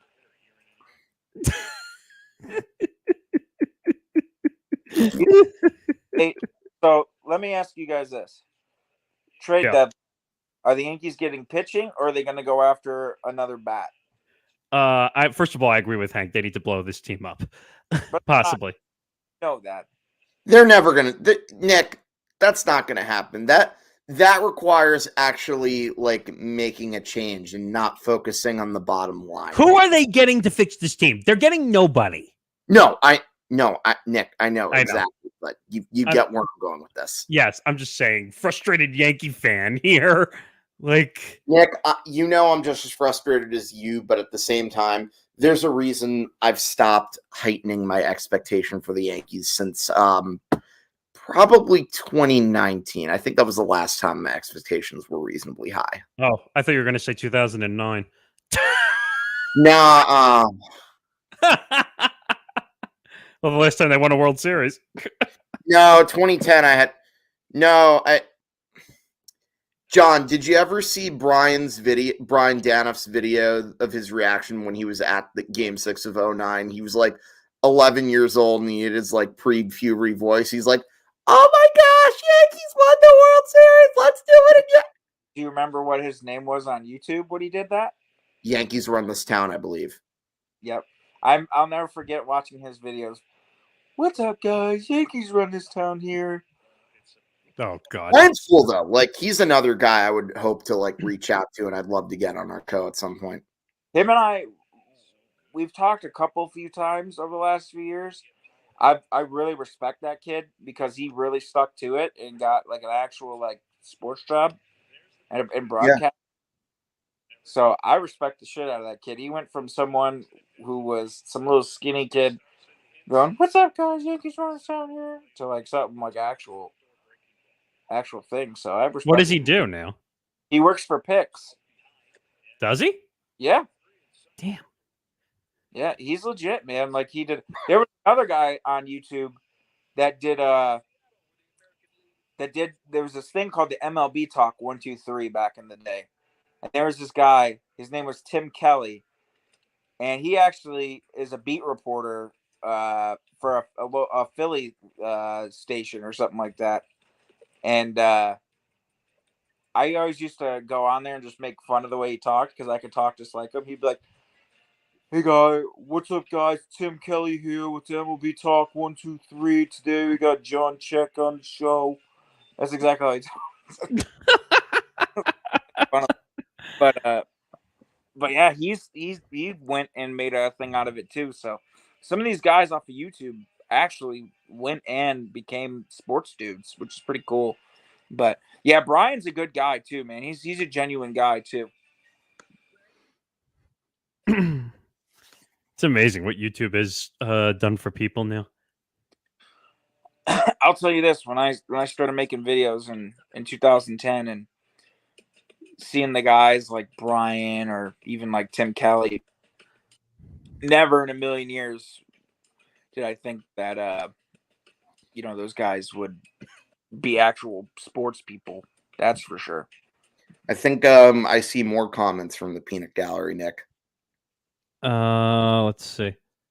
As Hank put it in his Yankee rant, the Yankees are the definition of insanity. Well, he kind of stole that from me because I said it first of the definition of insanity. Nick, can I rebut that for a bit? Yeah. I don't know that I necessarily stole that from you. I mean, not stole it. You said it after me. Nick, it's not like I haven't been saying that about the Yankees since, I don't know, maybe a year or two before you and I even met. Oh, no, I'm talking about like when I started saying it during shows, then you started saying it. My point is, I stand by this, and I have been saying it since, I would say that I've been saying this since probably the 2019 ALCS against the Houston Astros. Oh, God, fuck the Astros. No, but that series, you were like, that was when you realized, their chances of winning probably weren't going to happen. And then she also goes on to say, but so are the Mets. I can't really criticize the Yankees. Yeah, the Mets stink. You want to talk about teams that need to blow it up. Yeah, really. Blow it up! I will be right back, gentlemen. I'm going to go get something to drink. Okay. Well, here's the thing. Yeah. With the Mets, they actually have hope within the next few years, like should they decide to blow it up. Because restock your farm system, you've got the money necessary, if they go on a rebuild, it wouldn't really last all that long, Wait a minute. There's a Gray pitching for the National. Wait, I'm confused. Yeah, that's good. Nick, do you want to know a fun fact about Josiah Gray? Go ahead. I saw him pitch against us back when he was went to New Rochelle. Really? He's a local guy to me. He went to New Rochelle. I think he was either on New Rochelle or Rye. I can't remember offhand, but I saw him pitch against Greeley back when I was the manager of that team during high school. Got it. Okay. And in fact, he's not the only current major leaguer that I saw when I was in high school. I saw Henry Davis too when he was at Fox Lane, the Pirates guy that they just called up. Yeah. Wow. No, and even though Henry Davis went to a rival high school of mine, I'm still rooting for the guy like hell. I hope he does well. You don't see too many kids from Mount Kisco do well in the major leagues. Well, because it's not typically a place you see guys from the majors come from. Well, Mount Kisco is kind of a small town that's like right next to where I live, basically. Right. And we actually had a Greeley kid. Horace Greeley's where I went to high school. One of my teammates' younger brothers got drafted by the Dodgers a year ago, like in the later rounds. His name's Brandon Neek. Oh, okay. I don't have any figures come out of your high school? No, not that I know of, but if Brandon Neek makes the major leagues, then he'll be the first that I know of. And even though he got drafted by a team I don't really like, if he does make it to the major leagues, I wouldn't mind getting a Neek shirt because I know him personally. You want a fun fact, Hank? Let's hear it. Peyton Manning's backup for 8 years went to my high school. His name was Jim Sorgi. He won a ring under Peyton Manning. Peyton Manning gets hurt. They release him. You know where he goes? Goes to the Giants. They're Giants, and he wins a ring with Eli. I remember Jim Sorgi. Yep. So Wait, are you saying Jim Storgy is basically Robert Horry from the NBA? And we had a Cy Young pitcher go to my high school named Pat Henson. He pitched for the Blue Jays. He went to my high school too. I remember Pat Henson. Yeah. That was a long time ago, but yeah. Yep, so we had a couple guys. Josiah Gray, you might recall, also was traded to the Nationals for Max Scherzer. God, how many teams owe Max Scherzer money, by the way? I wish I don't know. It's like he's part of the mafia. So the Nationals still owe him payments. Yep. The Dodgers still owe him payments. Yep. And now the Mets. And if the Mets trade him, they'll owe him payments. He got like a $15 million payment from the Nationals the other day. Yeah, because they deferred a lot of his money to help toward the luxury tax. So they're Bobby Bonilla-ing everything. Do you see what Mookie's going to make after he retires? Because the Dodgers Deferred money? It's like $13 or $14 or $13 million a year for like 5 years.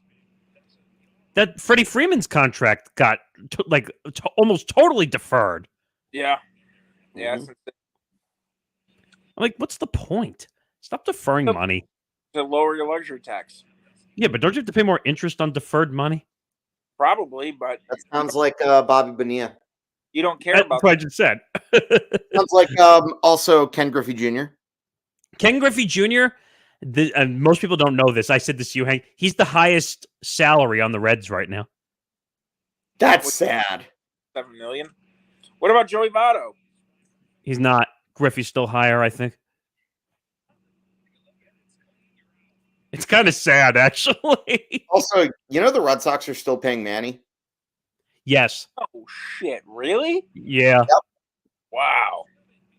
Although, in their case, I would say it's worth it because he did help them win 2 World Series. I'm looking that up just to be accurate. The Cardinals paid Bruce Sutter pretty much for the rest of... Or not the Cardinals. I think it was the Braves that paid Bruce Sutter. You're actually right. So, Red Sox still owed Ramirez $32 million, which they agreed to pay him over 16 years as deferred salary. So, every July 1st from 2010 through 2026, Ramirez receives roughly $2 million from the team.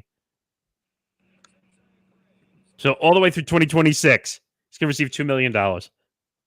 Must be nice. Yeah, that's absolutely insane.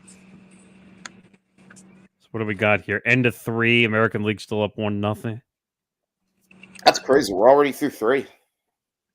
I still don't see a pitch clock.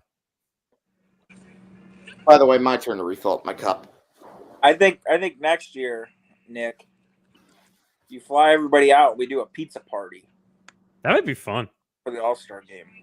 Pizza party? Why not? All expenses paid by Nick. That's what he said. Oh yeah, that's how that's gonna go. If we can get sponsors, yeah, I'm down. It would be like the next John Boy Media. Well, that's the goal. I think they're kind of hurting a little bit too. Well, because most of their content is baseball. Well, it's like now, if you noticed their content a couple of years ago, like when they went to the All-Star games and stuff. Oh God, it was huge. Huge. This year they only had a couple of people at their house that they did it, and they actually let people go. They had layoffs at their thing. So I think I didn't know John Boy had layoffs. Yeah, he cut I think he had to lay off 7 people. Oh God, of course. Look what you started. Did I hear Nick is paying for things for us? Where do I sign up? I'm trying to get on this. I'm putting it on Hank's credit card. Hey, I don't care who does it. God damn it, Nick! You almost made me choke on my water.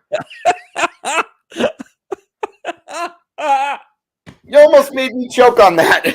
And I love these live streams because we can literally clown around while we're watching a game. I mean, or I should say this: I almost pulled. I almost pulled the Blue Jays. Nope. Oh God, that's funny. We just got a text. Who texted you? I can't read that one out loud. Do it in sign language. No, I can't. I can't sign language. You know what? Get me Pig Latin instead. Ugh. Ixnay Orgus in May. Oh, God, wow. Dick, did you guys see what I've been doing lately? No. I've been tweeting. Oh, yeah, I did. Yeah, Hank pointed it out to me that you were tweeting. Also, I tried to put your handle under your name. Wait a minute. Also, Anjay Ekche. Oh, God. Nick, I'm doing the Pig Latin for you. You're welcome. There you go. There's your handle. Now John's handle magically appeared under his name. Oh, it's magic. Good song. Never believe it's like so. It's magic. This is not a. This is where you come for the perfect karaoke. You know what songs would be fun to karaoke? Nick, you know I like a good Johnny Cash song, so. Well, Ring of Fire. Or Folsom Prison Blues. Of course, because we've been making more jokes about that lately than anything else. By the way, or I could also think of a few Disney songs too. I mean, you know, a certain song from Frozen. Oh, yeah, God, no.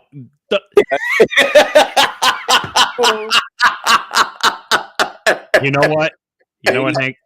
Jen should make like Frozen and let it go.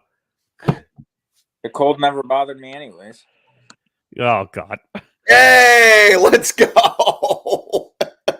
Yeah, Hank, you know there's a horrible parody I showed you on YouTube, which you almost broke out in laughter. Do you remember? With the Let It Go parody? I'm not going to share that with the audience because then they will not understand it. Nick, no question here is: do you want to build a snowman? No, I don't. Thank you. This is becoming far too much Frozen-related stuff. Well, go get. What? Go get a blanket. That way you can deal with all Frozen. Nick, let me ask you a question. Oh, no. Where would you rather be stuck? In the castle like Elsa or in Folsom Prison? Probably Folsom Prison. Oh! At least you would learn your lesson from your mom, unlike Johnny Cash. You know, I'm going to start taking punches left and right. Jeez! Oh, I believe we Let's see. Fourth inning. I can't believe it's the fourth inning already. the dude from Karate Kid's here. So wait, is there a pitch clock in this or no? There is no pitch clock because we haven't seen one on the screen. Yeah, but they could just be pitching really fast. They just showed the kid in the from Cobra Kai in the seats. Does anyone care about Cobra Kai anymore? I don't even know what Cobra Kai is. It's it's a series it's a spin-off of the Karate Kid movie series. Oh, whose sound am I hearing? I don't know. Is that better? Oh, there we go. Yeah, it's better. Thanks.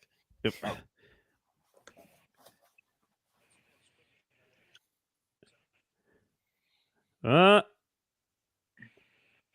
More defense. Looking back to the bag, JD ain't exactly a run first guy, so there wasn't much there to do.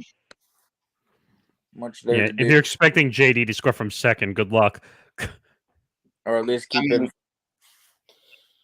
moving up. I miss him, man. JD was a great hitter. I remember when he got traded to the Red Sox, too. Oh, yeah, no, the Red Sox definitely won that deal. Yeah, but then he declined with the Red Sox, too. That's a base hit. That might score a run. Yep. I think it will. Tie game? By the way, that was the guy that I'm predicting wins the MVP. Arise. Well, he's 2-for-2 now. I have a weird feeling the NL is going to win the All-Star game. It's been way too long. Like, I don't know.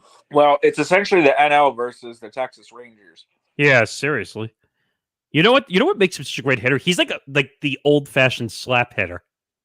Yep. Yeah, chokes up a little bit on the bat. He's not looking to smash the ball out of the park all the time. Yeah. By the way, John, or actually, no, I'll ask this question to you when we're on the commercial break with regards to hitters. Nick might have an idea as to where I'm going with this. Wait, what did you say? I didn't hear what you said. I was going to ask him like a certain question about hitters that you might know where I'm going with this. I think I might. Yeah. That was a meatball, and he missed it. Or not. Maybe that one's carrying. Whoa. Oh, horribly played, though. Horribly played and somehow caught it. Adolis is making it look like he's making all these good catches, but he's not. He's just taking really bad routes. He's not getting to the ball. Yeah. Why are you tipping your cap to him? Don't tip your cap to bad defense. He literally is playing. He could have gone back. He had 2 more steps to go there, at least. Yeah. That looked like the Ichiro catch in Seattle, didn't it? Yeah, a little bit. Yeah, it's because of the sun. I guess that was a hard catch. Wow, throwing because gas here. It's only like 7:00 in Seattle right now, I think. 6:20. Yeah, 6:20. Oh, okay. Yeah, so they're starting to get some shadows. Oh, he's safe. You're ahead of us. God damn it. Got that Bo Flow haircut. I love Bo Bichette's got some sick hair. Actually, I don't know. He might be out. Do they have challenge in the All-Star game? Probably not. No, but that was really close. He's safe.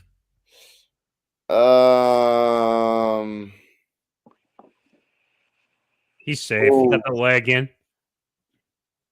Safe. Out. I think he might be out. No, he's out. Do they have replay review?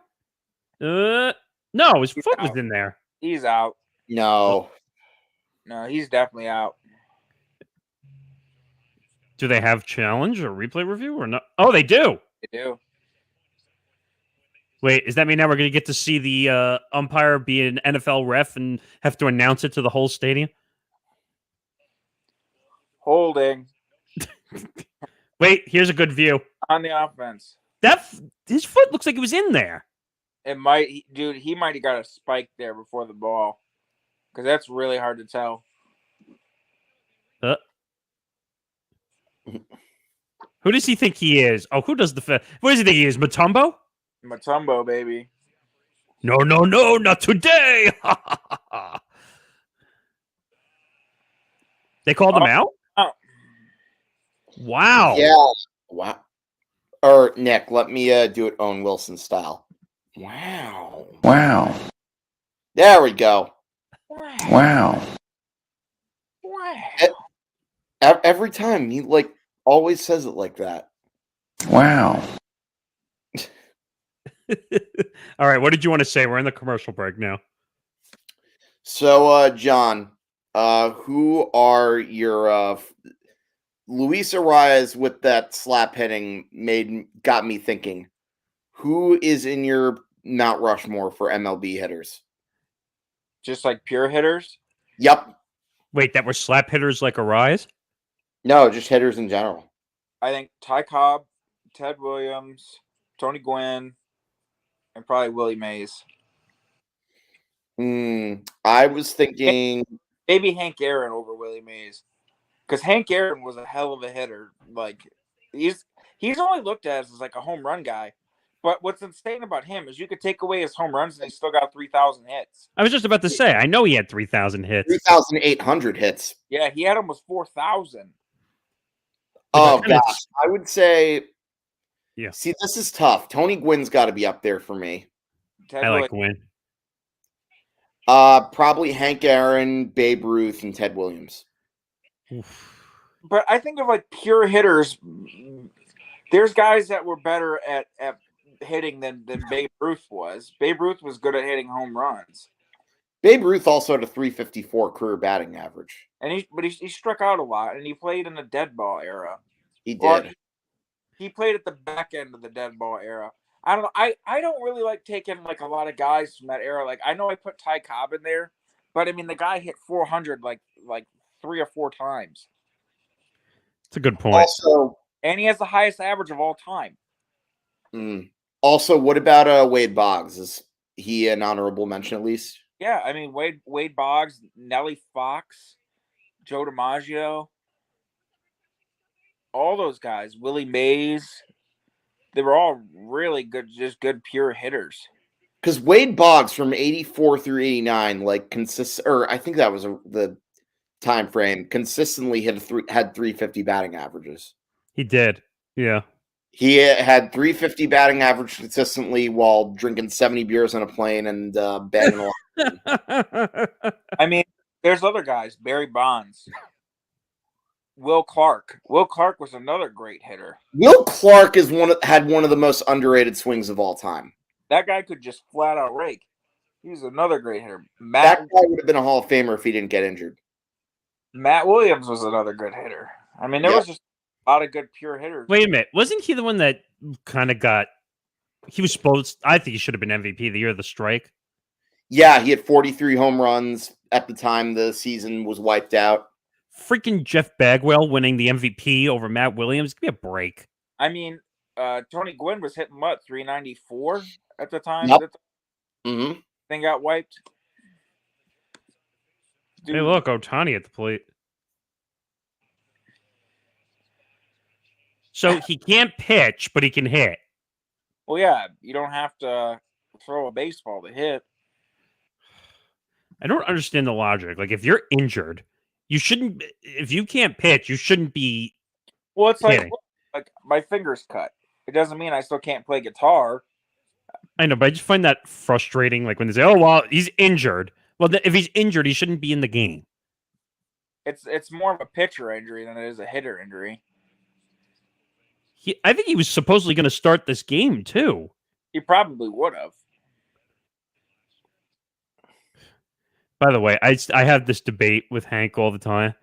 I think it's unfair for the awards that because he's a multiple position guy, that people automatically just give him the MVP and the Cy Young. Like, I have a problem with that for some reason. I mean, Judge beat him out last year. This year, it's not even a debate. I mean, he's if Judge didn't get hurt, maybe, but it's not even a debate. He's the MVP. Oh no, Ohtani's having the overall better year. Period. But I don't know, like the Rookie of the Year debate between him and Andahar, like that was frustrating to me a lot. Didn't Andahar just got DFA'd by the Pirates? Did he? Yeah, I want to talk about a fall from grace. He was the Yankees' big prospect for a while. Didn't he hit 20 home runs his rookie year or something like that? No, he had 50 doubles or whatever. Like he broke a record of doubles. Yeah. And people gave Shohei the award, and I was arguing. I literally was fighting with baseball fans, because they were telling me, "Oh, well, because he's a two-way player, he's an automatic rookie of the year." Shut up. I saw Shohei Ohtani in his rookie year. Did you? Yep. I went to his one start before he got hurt when he had the UCL tear that he didn't pitch for the rest of the year. They let it heal, and then he ended up ripping it the following season. Whoa. That was over Rosarina's head. Shades of Randy Johnson and John Kruk. Yeah. Or as Chris Berman used to call him, John, I am not a Kruk. That was another guy who could hit. Krucky was a really good hitter. He's just an asshole in the booth. I liked him. I thought him and Kurt Schilling were really good. Oh, Kurt Schilling. Ugh. Ugh. My favorite booth was Shaughnessy, Oral Hershiser, and Schilling. That was my favorite Sunday night booth that they had. If Schilling disappeared under a rock, I'd be okay with it. The guy was a good commentator, man, and he's really smart about pitching. I just wish he would shut the hell up about politics and stuff. Yeah, he does like to stick his foot in his mouth. Yeah, remember what Lee Thomas, who is the GM for the Phillies, said about him in the 90s? What's that? 1 out of every 5 days, he's a horse. The other 4 out of 5, he's a horse's ass. That's great. It's accurate too. No, that's exactly what the Phillies GM said about him. No, I dare someone to fight me and say that he's not an asshole. Like I can't take. Do you realize that Clay Travis gave him a show on Outkick at one point, and he squandered that too? I mean, he is a bit egotistical, but the guy, as a human being, has done a lot of charity work and stuff like that, and he was really good about helping rookies and all that other shit. So he has done some good stuff, but I don't know. I get annoyed when athletes like overdo it in politics, like because they have a platform. Huff. Yeah, Aubrey Huff. Oi. Former Tiger. You want to know what's crazy? I actually mentioned Aubrey Huff in one of the 2 Immaculate Grids today. You know what's even crazier? Wasn't he barred from the Giants World Series thing because he was on one of the teams, but they told him not to come? Yeah. The 2010 one. They basically said, like, you're too offensive. Don't come. He had that rally song. Yes, the lucky thong, as he would call it. Jason Giambi had it too. Do you remember Jason Giambi had it also? Yes, 2008. I very well remember that, yes. But Aubrey Huff, like, he keeps telling, and he got in trouble on a radio station too, I think in San Francisco, because, like, he wouldn't control his mouth when he was on the air. He's a guy who did not know how to shut his mouth. That's why he was never allowed to show up for the Giants ceremony. Because he basically said to him, your mouth is runneth. Pablo Sandoval had the same issue, except his was he couldn't stop eating.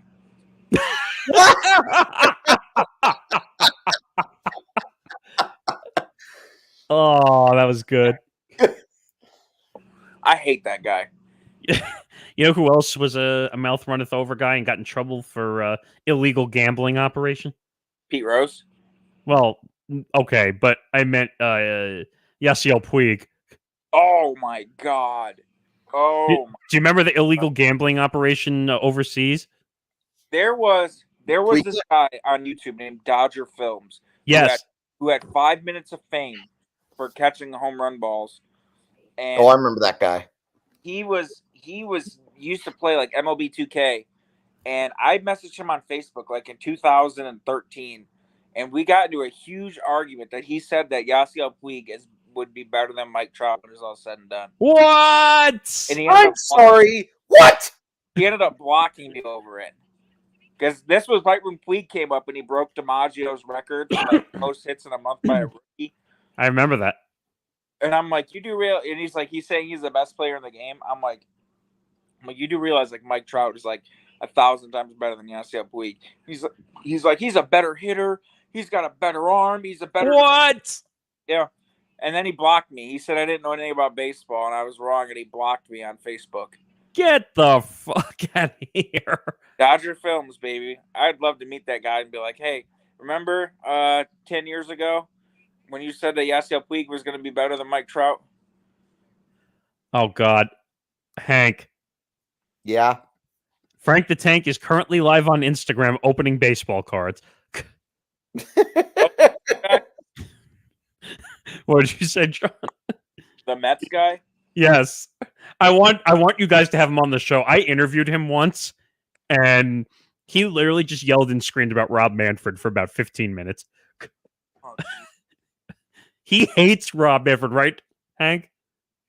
Well, I mean, who doesn't, but... I don't hate him. I just think he is very bad at an essential part of his job of dealing with the media and knowing how to talk to the public. You mean like practicing his golf swing during the lockout? Yeah. He has done good for the game. Like, pitch clock is one of the best things that's happened to the sport in the last 20 years. I don't like the third wild card, but it's definitely kept more teams in the race. I don't like that he took out you can't slide into second base. I think that's what helped make a good second baseman a good second baseman. Oh, wait, you mean the good old neighborhood rule? I fucking Chase Utley, man. Like, he ruins everything. He everything. ruined. So I don't know. I don't think he's been the worst. I just think he just needs to stop making it seem so much that he's a mouthpiece for the owners. Like he's almost he willingly puts it out there that he's a puppet. Yes. Selig didn't do that. Oh God, Tom just said in our group chat. Tom Albano, by the way, if people were listening. He said that he hears some "sell the team" chants going down in Seattle. Well, wasn't it supposed to be the fifth inning and they were supposed to all be quiet? It is the fifth inning right now. Yeah, I know, but I'm saying, weren't they all supposed to be quiet? No. It says on the thing that they're going to do a chant on the card. Maybe they think they're talking about the Mariners. You never know.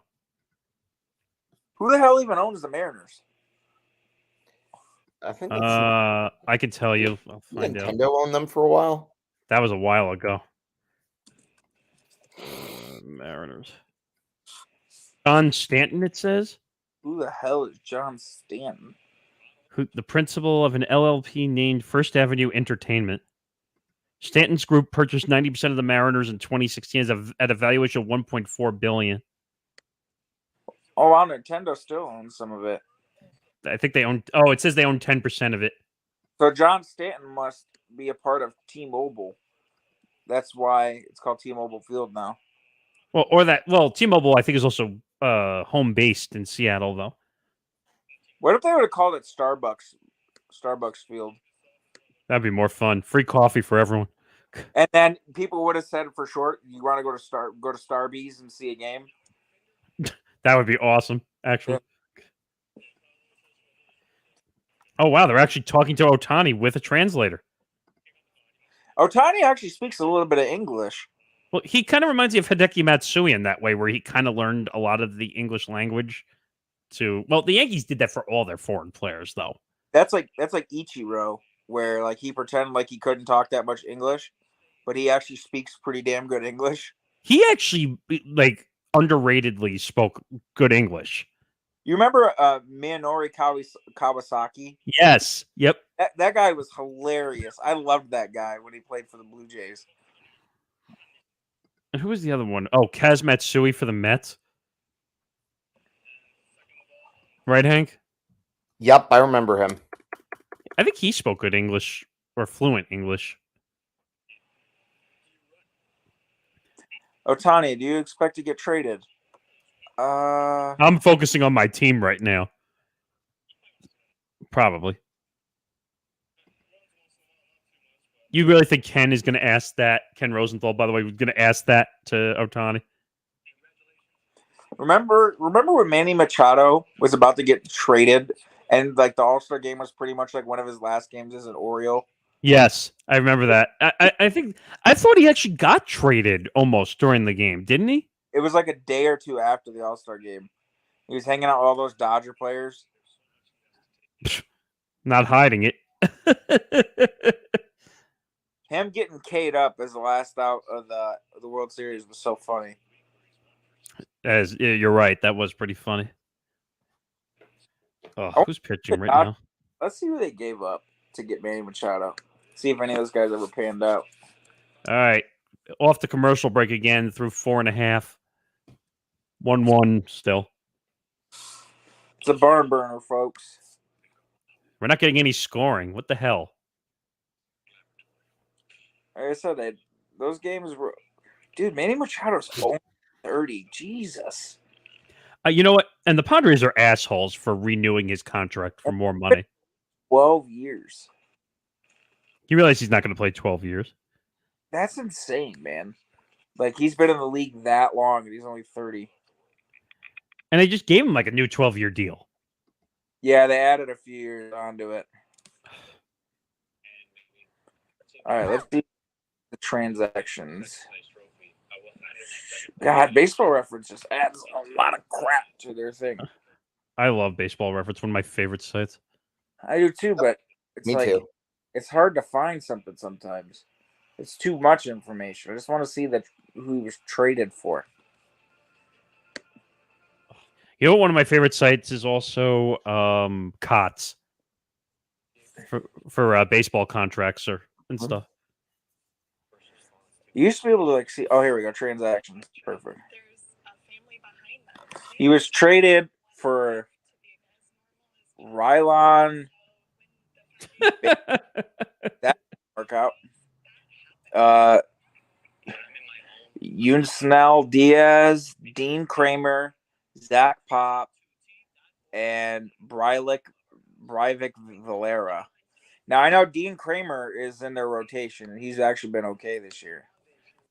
So, by the way, you were asking about Luis Robert before, right? Yeah. So he's injured, right? Yeah, he tweaked his calf. In the home run derby. That's why teams don't want their guys playing in the derby. He'll be all right. Wow, Zach Pop. How long did he even pitch for the freaking Orioles? Who? Zach Pop? I don't think so. He No. didn't even pitch. Wow, he was a part of the Manny Machado trade. Let's see this guy. Well, he plays for the Blue Jays too. So the Jays the Orioles must have traded two of these guys right away. Yeah, they did. Probably. After they got him. Huh. So that trade really didn't do anything for their franchise, the Orioles. It was pretty much a throwaway, a dump trade. Yeah. This guy ever make it to the big leagues? Let's see. Oh, wow, he's with the Dodgers. This Yunsnell Diaz. Oh yeah, Yusnel Diaz. Yeah. He's only got one AB his whole career. And it's what he just got called up last year. He only made one AB. He only got one AB and got punched out. Wow, Cubs pitcher in the All-Star game right now.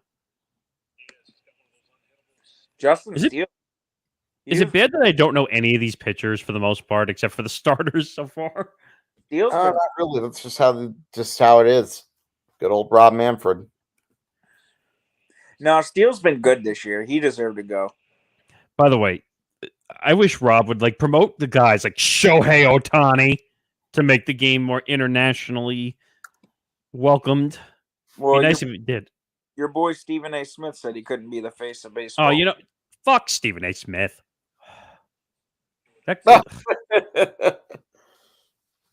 Stephen A. Smith is not smart. Oh my gosh, Stephen A. is a moron. I mean, Nick. What about his sauces, though? His sauces tell him everything. Where's my? Oh shit! Where up? You know what? You know what Stephen A. is on? Stay off the weed.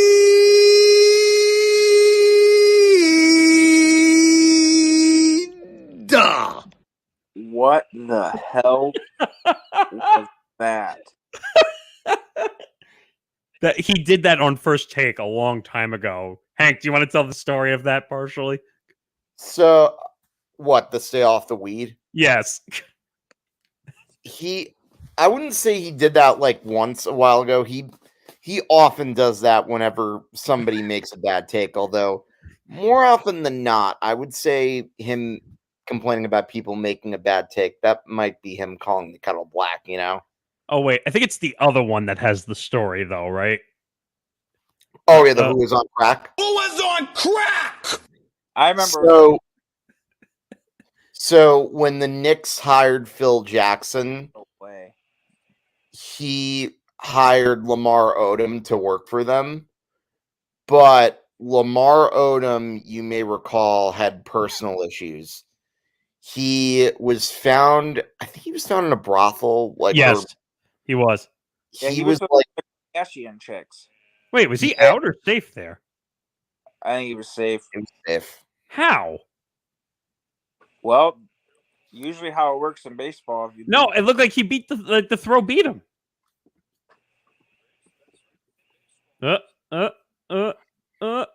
Oh. But yeah, so basically Lamar Odom was on crack in a brothel, and that's where that saying came from. Jonah Heim.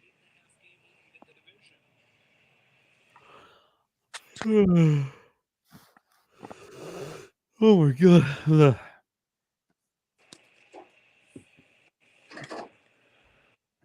Come on, This give me is more why- offense. This is why not having the pitch clock sucks. I wish they had the pitch clock. Yeah, me too, because this game would be in the 7th by now, and it wouldn't be so goddamn boring. Look at this. He's over here. He's fucking off. He's thinking about what he's eating for dinner after this. By the way, Nick, I think we see somebody commenting about a Rob Manfred slip up. Oh. It's a Rob Manfred slip up. How about Yes. a Rob Manfred nip slip? Oh! Oh! Hey, Janet Jackson, anybody? Yeah. Oh my gosh. Nick, you want to know what's crazy? That's one of the first Super Bowls I remember.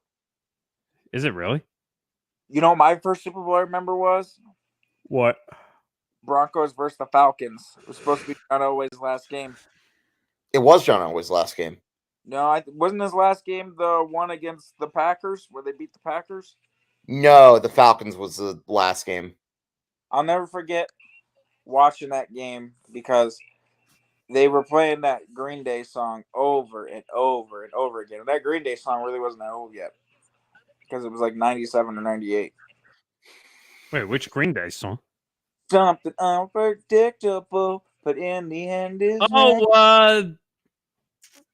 Your Life. Time of Your Life. That's a good riddance, Time of Your Life, because they put that stupid 2 words in front of it. They played that song. I remember watching the pregame so many times for John Elway. That song is played at like every kid's graduation and Or Waking Up When September Ends. I hate that song. What? What do you? Yes. Why do you hate that song? Because it's terrible. Terrible. TRBL. Terrible. So he can't sing the damn thing anymore. Oh, I thought that was a good song. No, that song's terrible. Green Day's terrible. What? Yes, they suck. What are you talking about? Green Day is for people that think they like hard music, but really they're just angry because their dad never hugged them. Oh my god. Jesus. They have like the only song I like by them is Brain Stew. All their other songs suck. Wait, is this where are we? Oh, this is the Stand Up to Cancer inning here? Should we stand up or no? I don't know. Are we supposed to? I don't have any signs that say what I stand up for. Hey, there it is! Rob Manfred. He stands up for lockouts. Damn, Joe Davis over here looking serious as hell. Whoa, Ken Rosenthal looks a little serious too. He's about to cry. I respect it. They raise a lot of money for this organization every year. Yeah. They raise like a couple million every year for this organization. Yeah, hopefully they find a cure. Yeah. It's hard to take Yuli Escobar over there, Yuli Girly Owl, serious with his purple hair. Yeah, really. It looks like a troll doll that he's holding up the side. What? Vladdy doesn't have anybody to stand up for? What? What a dick. Yeah, really. At least write like a fake name or something. Write something. Yeah, really. Wow. They're looking to donate up to $5 million. It's insane. Rob Manfred stands up for Las Vegas. No.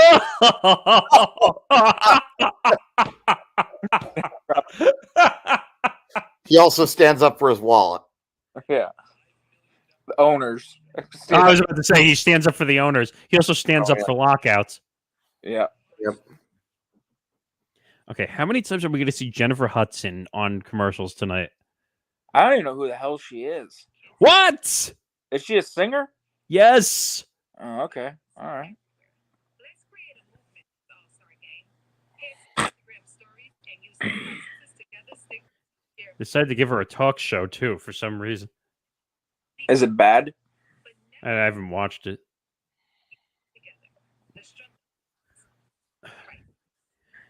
Oh, they gave Kelly Clarkson a talk show. Oh God. Hers is actually good though. I'm not even going to say anything about Kelly Clarkson because it'd be too mean. I'm just going to leave that one alone. What's wrong with Kelly Clarkson? I saw a video for this morning, and I was like, if they were making a real live Shrek movie, they could use Kelly Clarkson as Shrek now. Oh, damn! Jesus. A moment like this, I have to save my swamp. What are you doing in my swamp? Listen, she can be Shrek, and I'll be Donkey. That way she can call me an ass.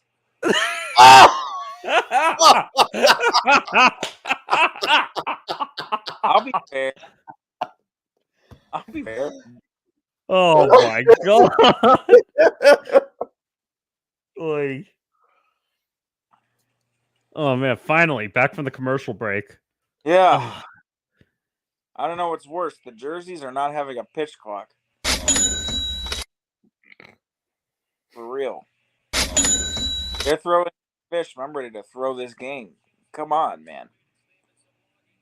This broadcast has been horrible. It's been boring as hell. Oh. Hey, Adley's in the game now. That's sick. Who? Adley, right? Oh, look, a Orioles pitcher finally in. Yanir Cano. This guy is so goddamn good. Hey, John, your take might not be too far off that the Orioles could win the AL East.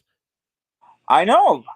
You know, the crazy thing is that I didn't just say that because the Rays were on that losing streak. I said that like a month ago when the Rays were up big. No, but the Orioles are a much better team. By the way, of course, they take our hand-me-downs and actually play better with them. Yep, it's true. Aaron Hicks, I'm looking at you. I mean, change of scenery is worth a lot sometimes, man.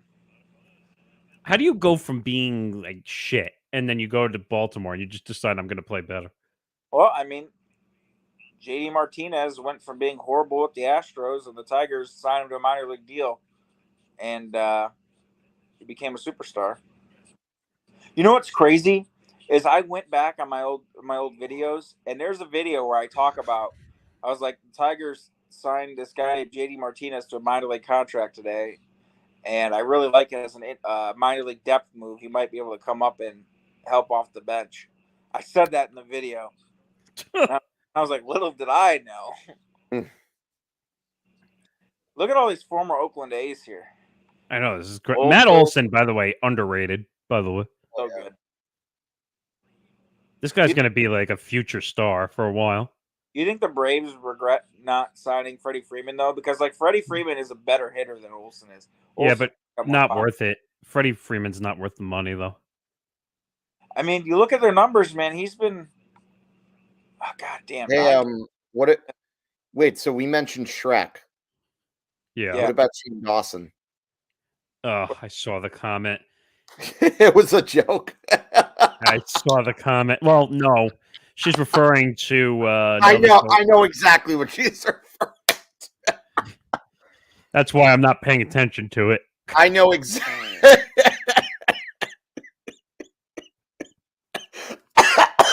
Can you not die, please? Yeah. Hey, Yogi, I don't have that insurance. Well, it can't hurt to miss work if you get hurt and miss work. Yes, thank you. See, someone got the reference.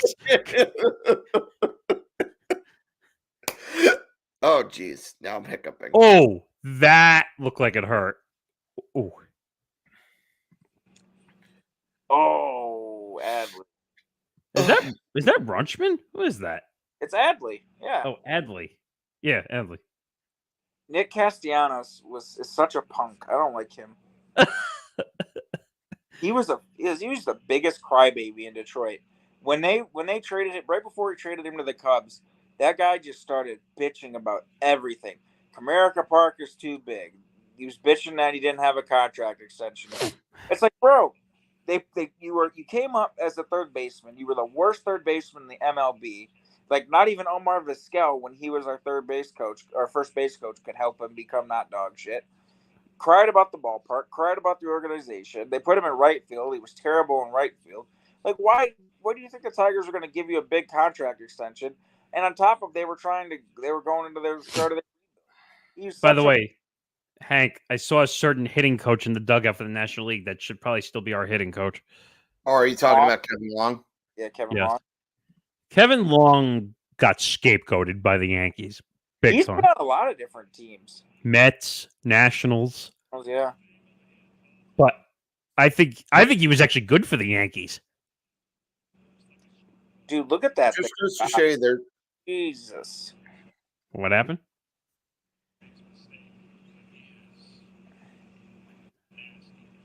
Dude, that's filth. This guy's gonna be good too. Cano. Remember when Jorge Soler was a Cub? Yep. Yeah, I do. Wasn't he a Royal also? Yep. Yeah, he hit like almost 50 home runs with the Royals.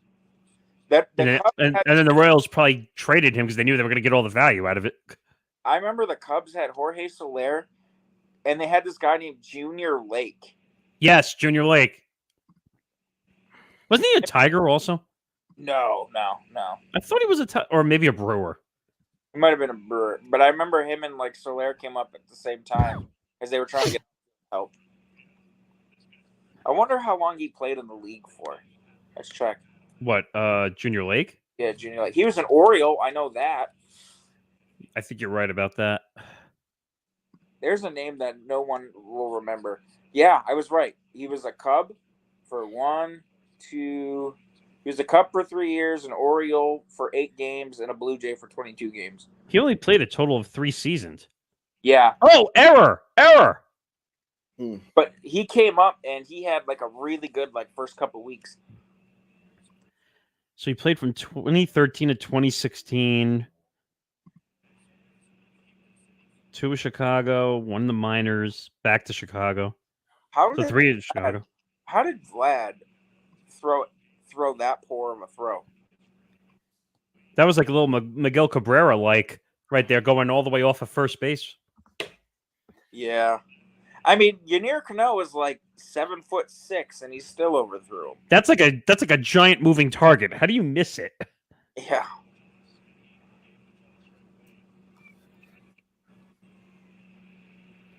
Oh shit! I forgot about this. So according to Bob Nightingale, remember, if this All-Star game remains tied after 9 innings, the game will be decided by a home run derby. Oh my. That'd be sick. What? That'll be sick. I hope it's tied. Yeah, I kind of want to see that. If we got to watch these guys for another 2 hours play 2 innings, I just want to see a home run derby. So it says each team selects 3 players, and each batter gets 3 swings. The team with the highest homer total will be declared the winner of the game. I'm sorry. What?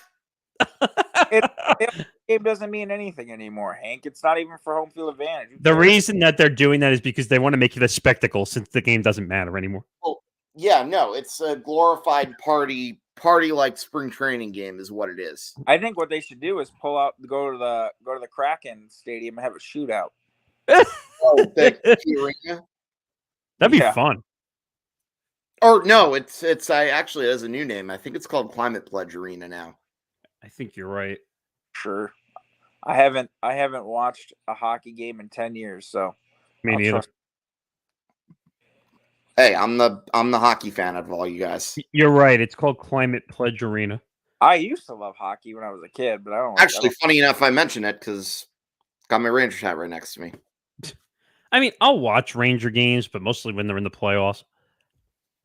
I didn't even. No, watch- I'm still not over being at Game 7. Why do you ask? I hope this is tied after 9 innings. Dude, me too. Base hit.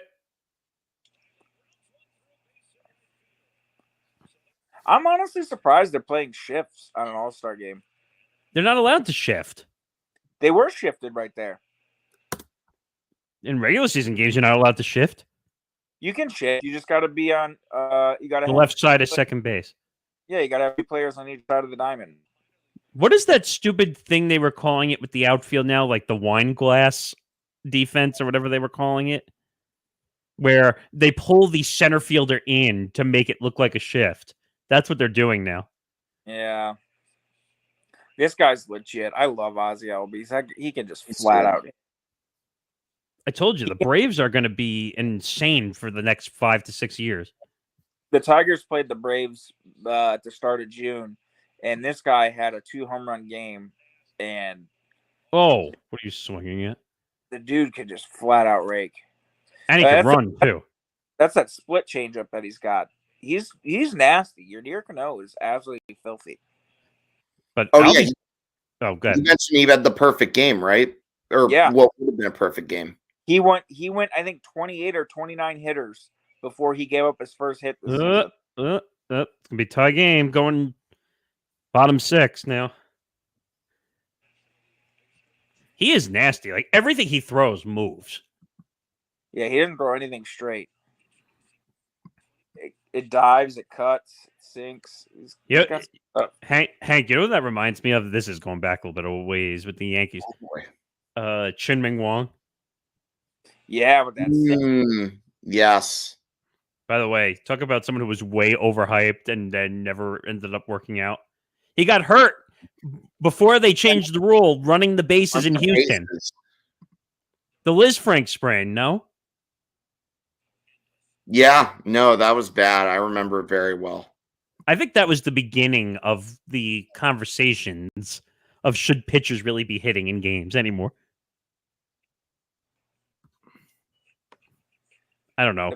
Are you guys old school like that, or do you not want to see? I think watching pitchers hit is bad. the best thing they ever did was put 2 DHs in. I thought it was stupid 10 years ago that they didn't have 2 DHs. I agree with you. Yeah. Everyone's like, they should just get rid of the DH. Like, it's never going to happen. The AL's had the DH since 1973, and the NL almost got a DH back in like 79 or 80. The only reason why it didn't happen is one of the owners from the NL didn't show up. That would have been the deciding vote. That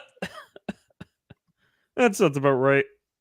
It was the pitchers hitting was absolutely stupid because they weren't hitting at any level. They were the only league that still did it. And it's like, it wasn't like when you were losing a pitcher that was making $500,000. You got guys like Max Scherzer. His first year, he comes over to the Nats. He busts his nose trying to bunt the ball in batting practice.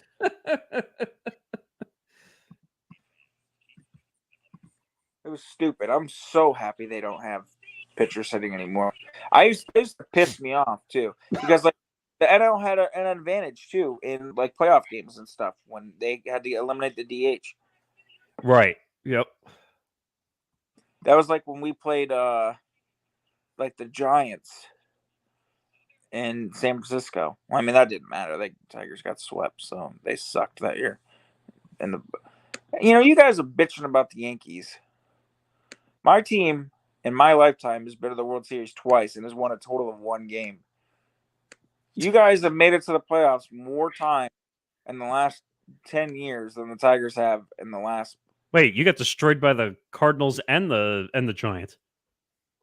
Well, the one thing I'll say about 06 is at least they won game 2, so the series was at least tied.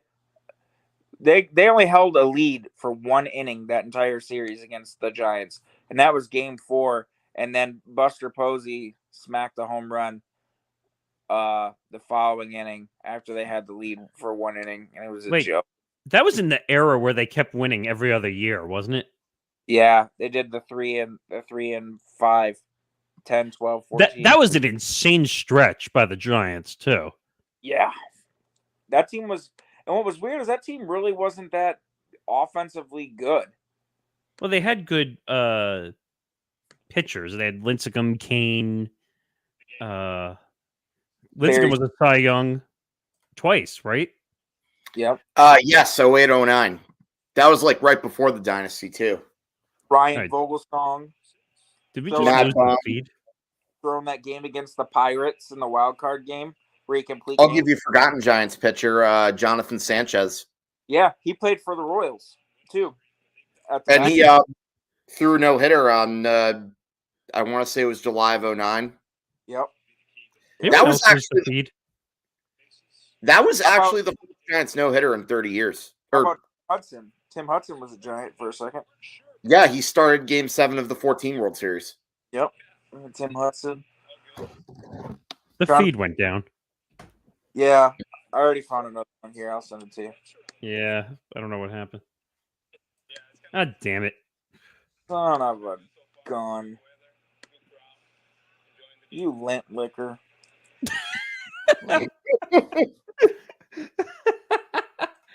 All right, let me grab this one. Sent it. Okay. Oh, go away, ads. Oh. Oh, jeez. Where's the sound? Oh my god. Salvi, baby. Strikes out a lot, but man, he's got pop. Hello, sound. There we go. Oy. This feed is actually so much clearer than the one we were using. Yeah, way better. Yeah, this one looks like it was. This broadcast looks like from this decade. Unlike that last. Terrible. Oh, this there- one kept ending up with delays. the other Oh, one. good. Let's talk to another outfielder, which we don't care about the conversation. You know what I hate the most is in the playoffs, like a player will hit like a big home run and they got a reporter waiting for him in the dugout. So I hate that. out of the dugout, man. That one's hit well. That was a horrible route by Juan Soto. He could have Ground rule double. That saved them from scoring a run. He could have caught that ball. Well, they're lucky that it went out of play. That's whoever's playing right field is screwed this game. That's a total sun field right now. Look at By this. the way, I have a hot take on the ground rule double rule. I think that they need to use discretion on scoring on a ground rule double. No, because then you add too much of a gray area. It's one base. That's it. But You I'm can't- saying, oh, that going to score a run? Yep. You can't let umpires be scouts. Like, oh, this guy runs a 4.4. He would have definitely scored. No. I'm not talking about the speed of the player. I'm talking about where the ball is in conjunction of where they are on base. Oh, like so they're. I don't know. I still like the just advanced one base. I don't like a gray area rule. They have Well, too much. what is the rule, though? If you're technically from first to second, the ball doesn't go over the wall until you're at second base. Is it 2 bases from where you are?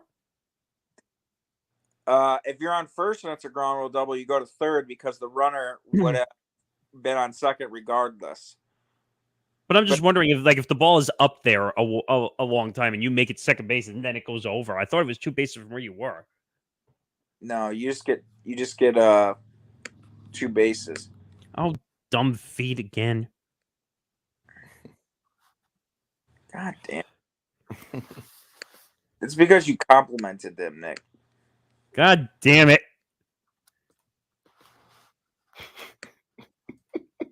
Screw you, baseball. Good old Rob Manfred. Just refresh. It went I back. got it. Yeah. Oh, are we in a stop. commercial? Oh, are we? Oh, stop pausing.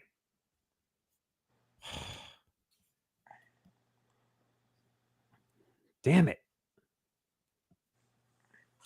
This is what we get for trying to watch games we're not supposed to. I can't stand seeing A-Rod's face. I swear to God. He has a super punchable face. That's Hank's line. I, Used to say that about A-Rod all the time. I mean, you're not The way he wrong, says though. so annoying too. He says dollars. Wait, did someone say punchable face? Yikes.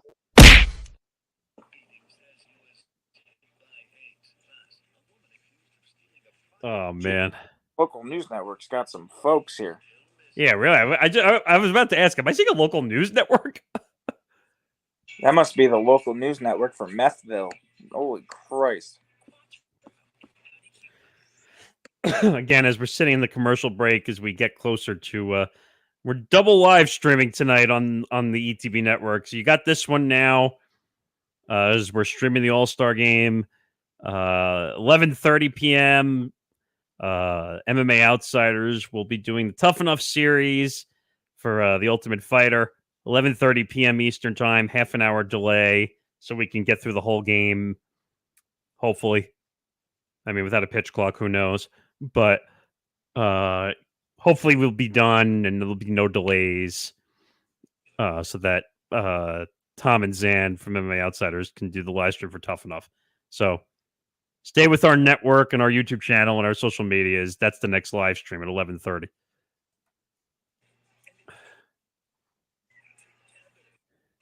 Yeah, this no pitch clock sucks. See, hey, John, you have someone who agrees with you. I agree with John. He has a very punchable face. No, it's true. A-Rod does. Would you do dollars? Dollars. You do know he owns the Timberwolves, right? The Yep. guy's up the ass. But the problem is he doesn't technically own the whole thing yet because he still hasn't made all the payments. Well, What a joke. I wish he owned a muzzle because he needs to shut the fuck up. Oh, boy. This is like the longest commercial ever, by the way. Dude, I'm telling you, man. This is the commercial breaks went from 2 minutes to 6, and there's no pitch clock. They've played high school games in the time this game took. People didn't want the pitch clock. Criminy, dude.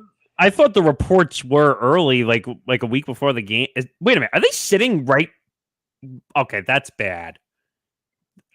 They literally put them in the front row? Hey, Gurley. What a joke. They should throw a piece of popcorn at him. That'd be funny. You know you would get thrown out of the stadium right away. Not if you're A-Rod.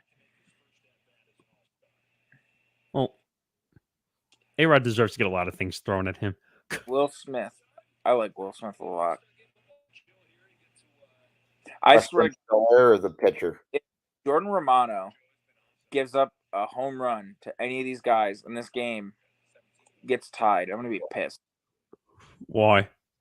Because I don't care about the home run derby. It's taken 12 hours to play 7 fucking innings. I thought you wanted to see the home run. Are they really eating popcorn?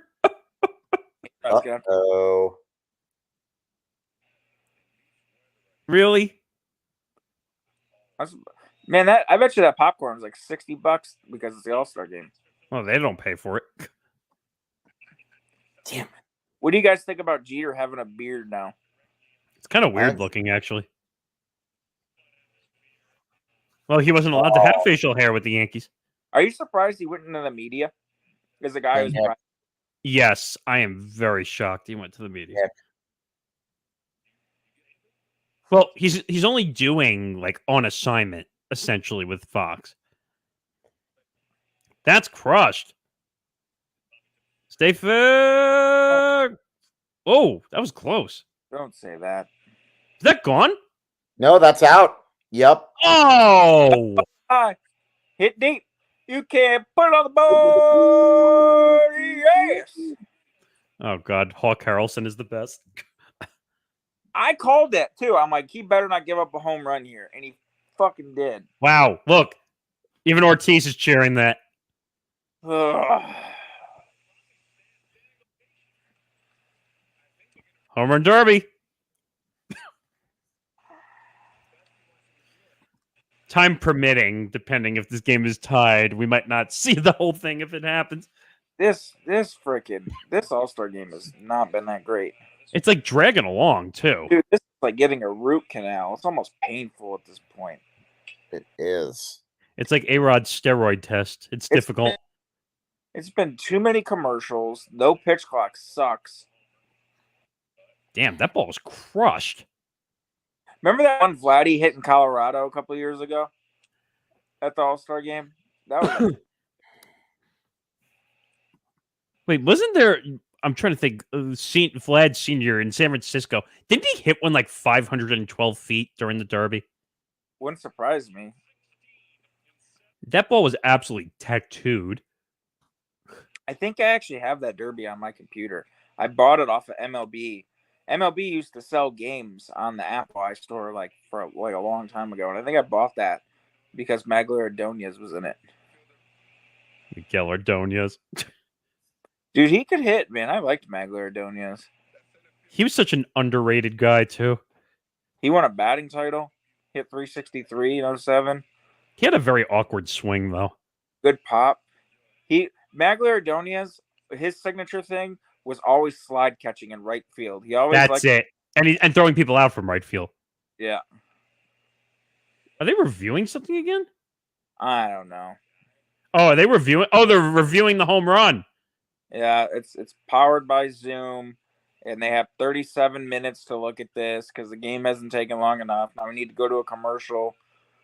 I'm just waiting for the Whopper double. Whopper. Here, wait.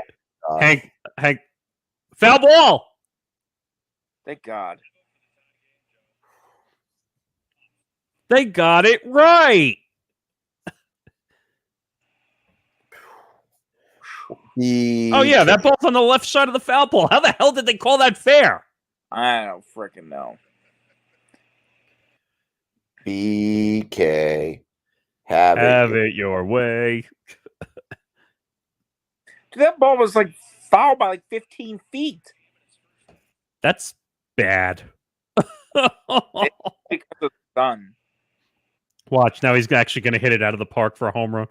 I really don't like when the All-Star Game's on the West Coast and they're not playing under the lights. Yeah, I agree with you on that one too. Yeah. We got some winter fresh, winter green jerseys. You got some Sunfield bullshit because they're playing in. Oh no, a bullpen change. Another commercial. Holy Christ. Hey, Michael Lorenzen! This guy gives up home runs. Uh-oh. I know. Oh, yeah. He totally deserves to be in the All-Star Game, right? Yeah, No, really. Holy. No. Wait, they didn't take a commercial?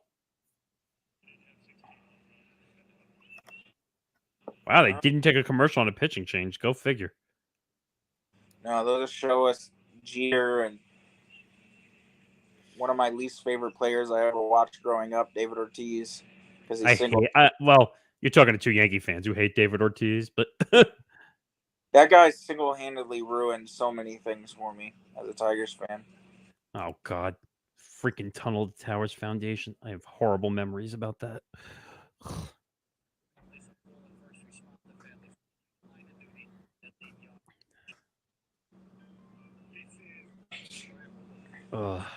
I guess this is technically a commercial. And what it is it's torture. Just now it's a real commercial.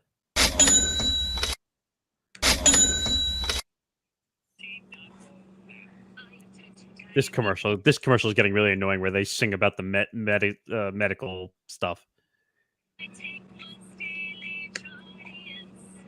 Yeah. What even is this? Lowers blood sugar? Why would they use a fat person to show lower blood sugar? Jesus. Oh my gosh. They should put someone in shape that was has diabetes or something.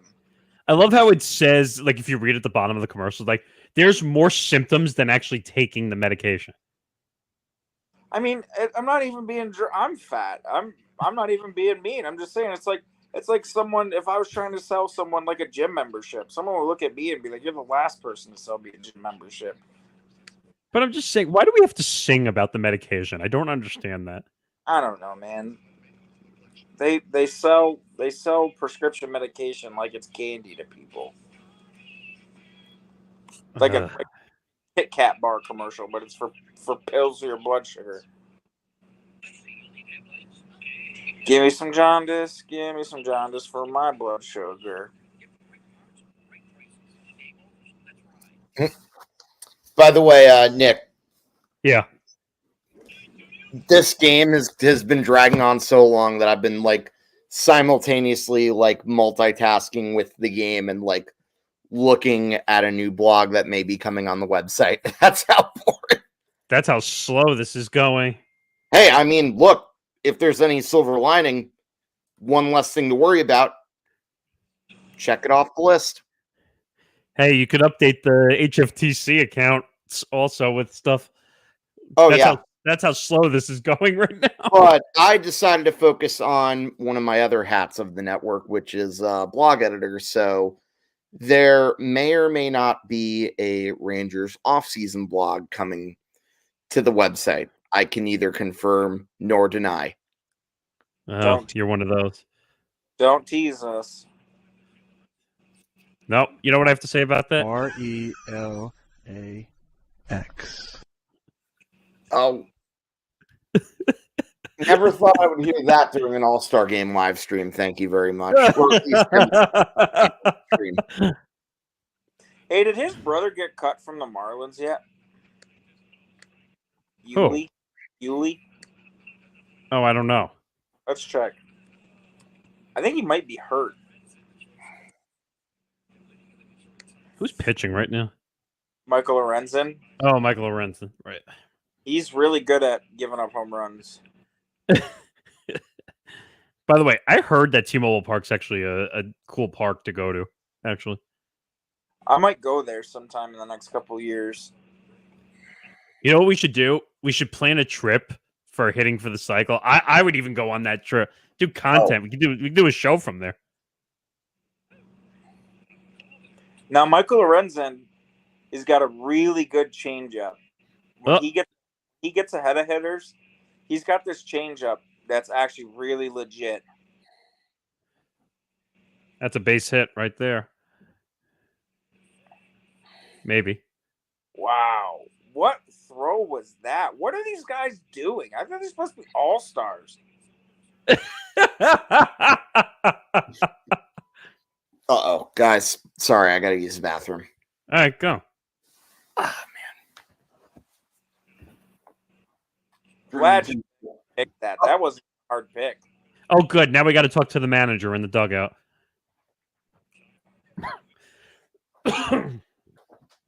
Because that's such an interesting interview. Dusty is the fucking man, though. Oh, he swung so hard he knocked his helmet off. Wow, I can't believe he's been with the Astros for 4 years already. That's crazy. That's crazy, right? I mean, because he came in 18, so it makes sense. yeah, he took over for the cheater. Hey, that cheater's my skipper, all right? Don't you talk bad about AJ Hinch.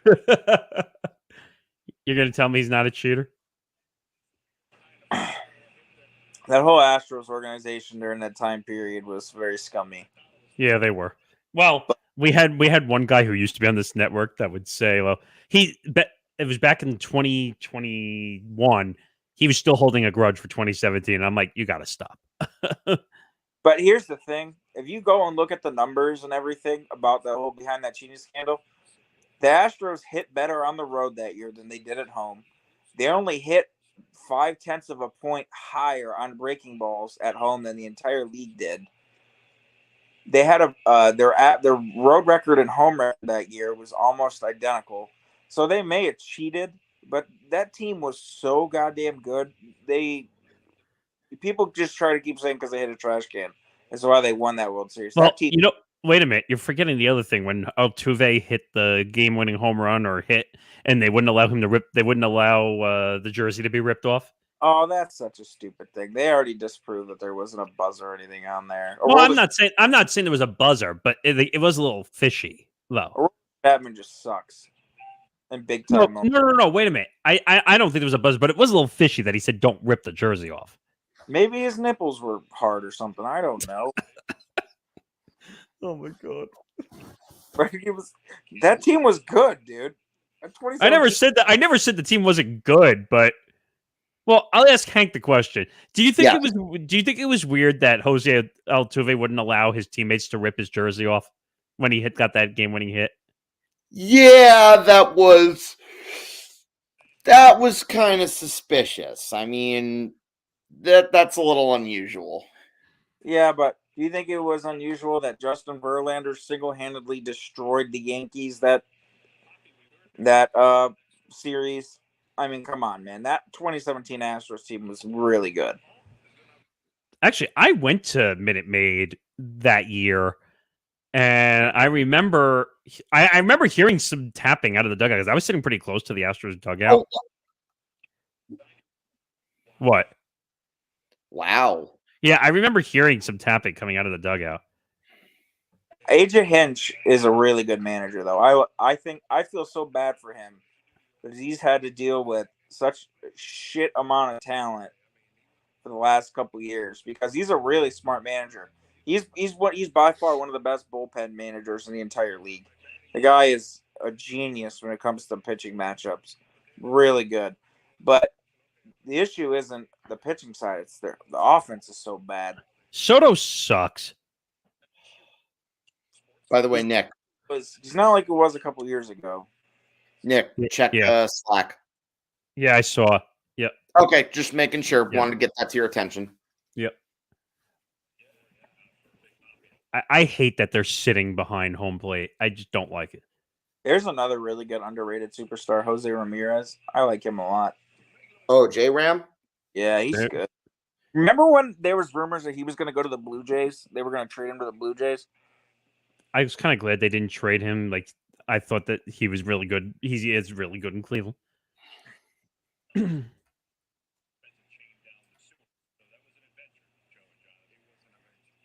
Oh, man.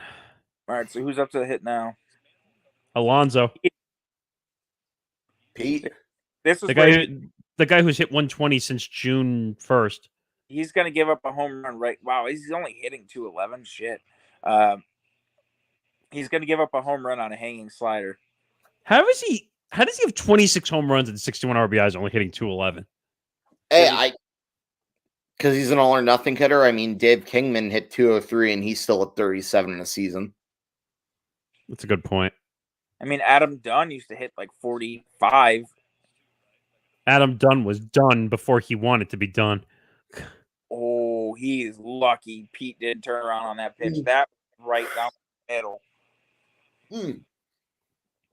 That's a strike. I hope he strikes out looking. I'm going to laugh. What? Showing us this guy eating popcorn. See, that changeup is good. That Really, David?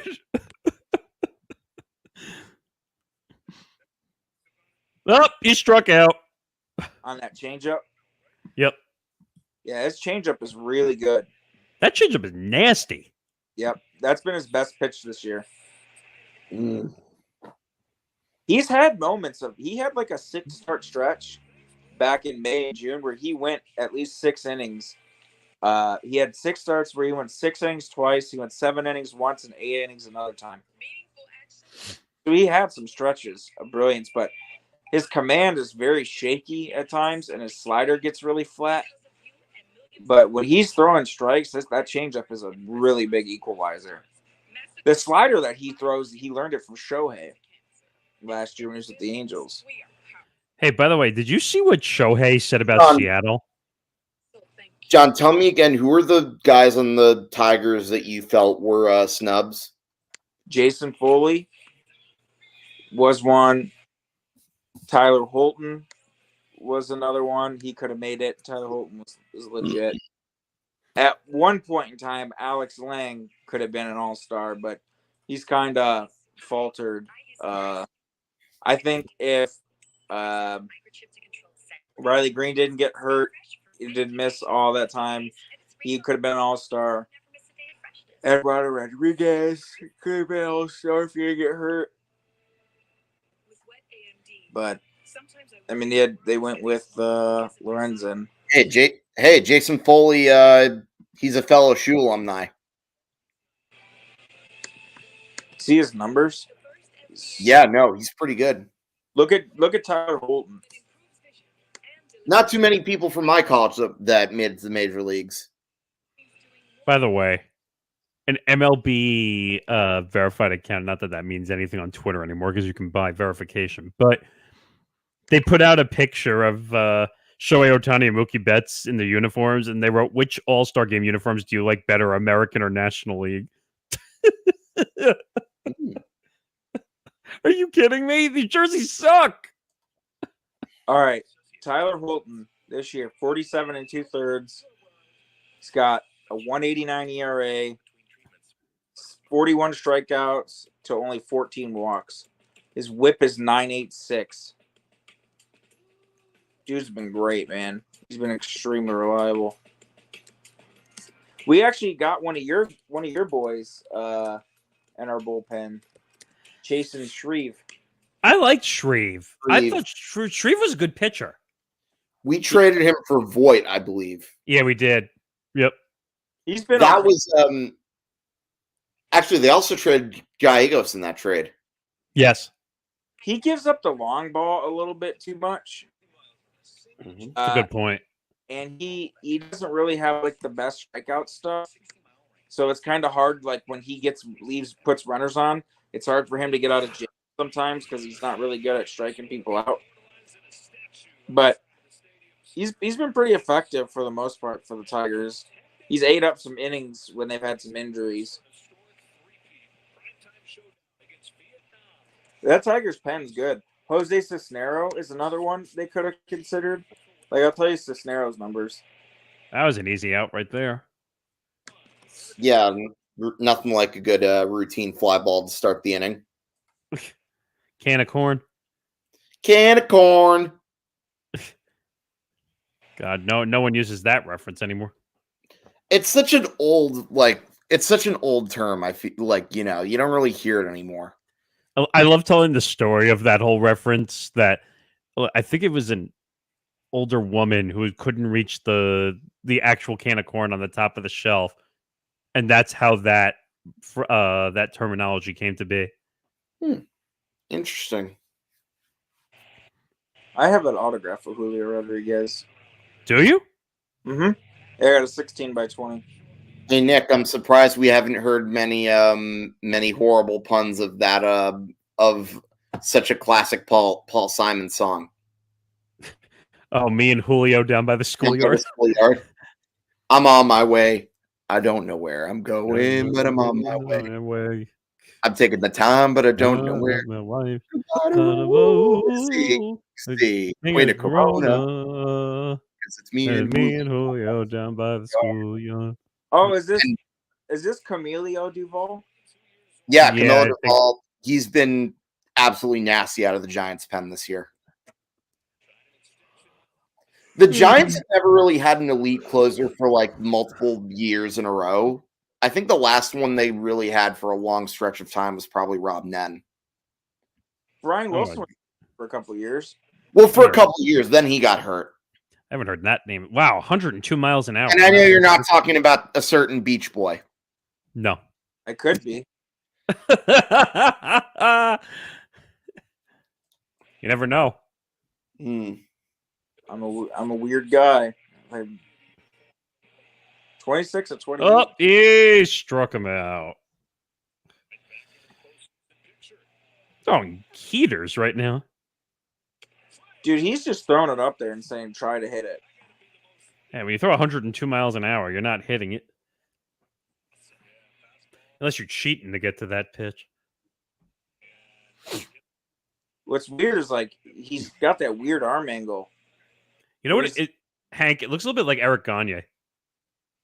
Yeah. Yes, I remember Eric Gagne. By the way, I Nick, remember Eric Gagne. Yeah. Nick. Yes.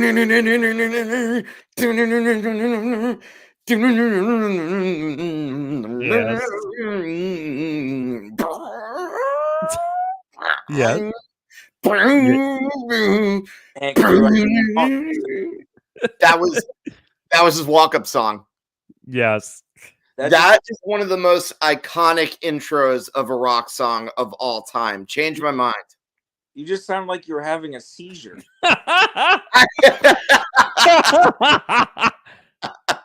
Wait, what about Enter Sandman?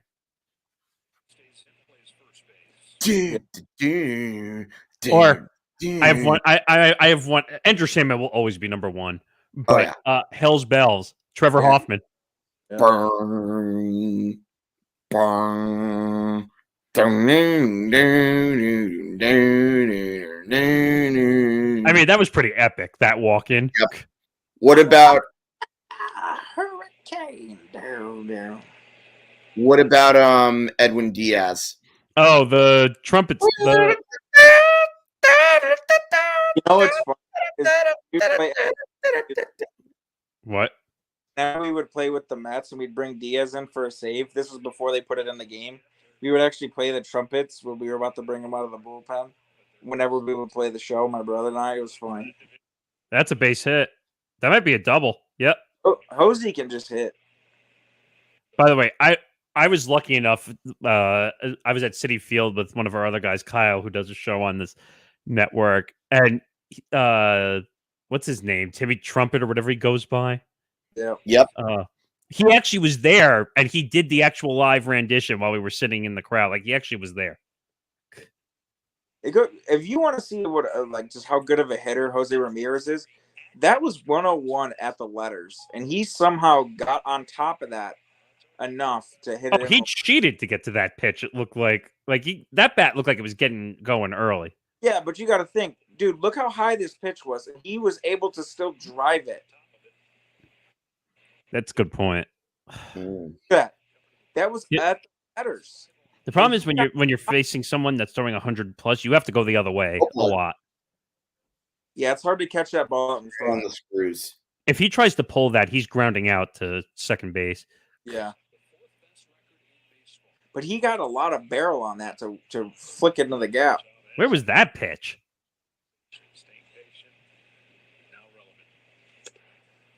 Ooh. What was that? A slider? That one had movement on it. He almost has got that arm sling like Sergio Romo. Oh, Sergio Romo. Dirty guy, but very passionate.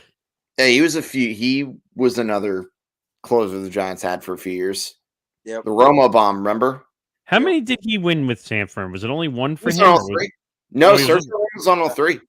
He wasn't the closer in 2010. He was a long reliever, but then 2014, if I remember correctly, I think Sergio Romo had a decline, so then they relegated him to the bullpen, and wasn't he an opener? Wasn't he an opener at one point?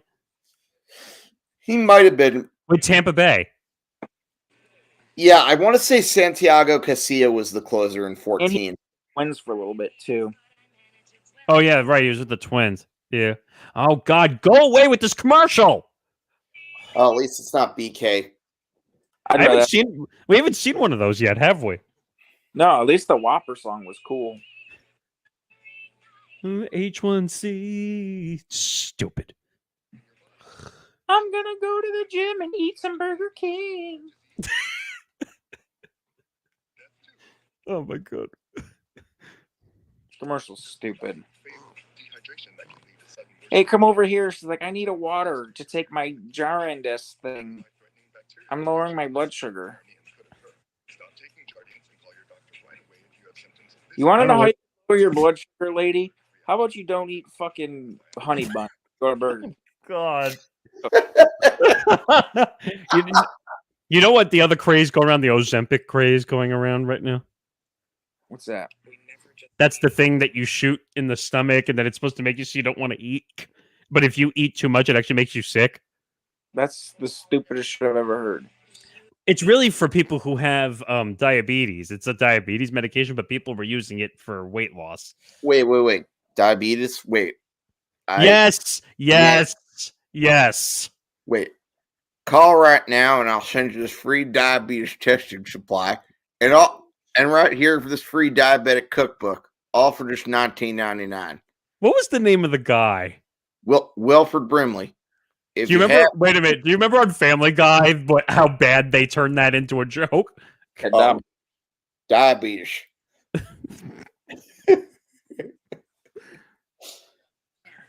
Hey, it hurts to pee. Yeah. Diabetes. Oh God. I don't know.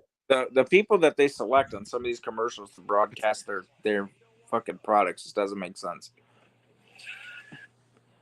Oh no, what is it? Shark Week? Is it Sharknado? It's Shark Week. I thought Shark Week was in August. Oh no, it's a movie. Ugh. Oh good. Let's watch Steph Curry go into a Subway, which he probably never eats because he's an athlete. I love how they make it look like these guys eat these foods, but they can't. Subway's lunch meat tastes nasty, dude. It's like the shit sat around for a couple of days. I remember I saw an experiment once where someone took a McDonald's cheeseburger and left it for 2 months. And it didn't go bad. It didn't do anything. It's because of all the preservatives and stuff in it. And like, I just thought that was insane. That should just show you the caloric value of it. Oh God. All right, here we go. The Shadows aren't. Whoa, that was close. Wild pitch. Wild pitch. I actually have Bautista on my fantasy team. He kind of screwed me a couple times this year. He has had a few saves. Hey, by the way, that's 2 Baltimore pitchers in.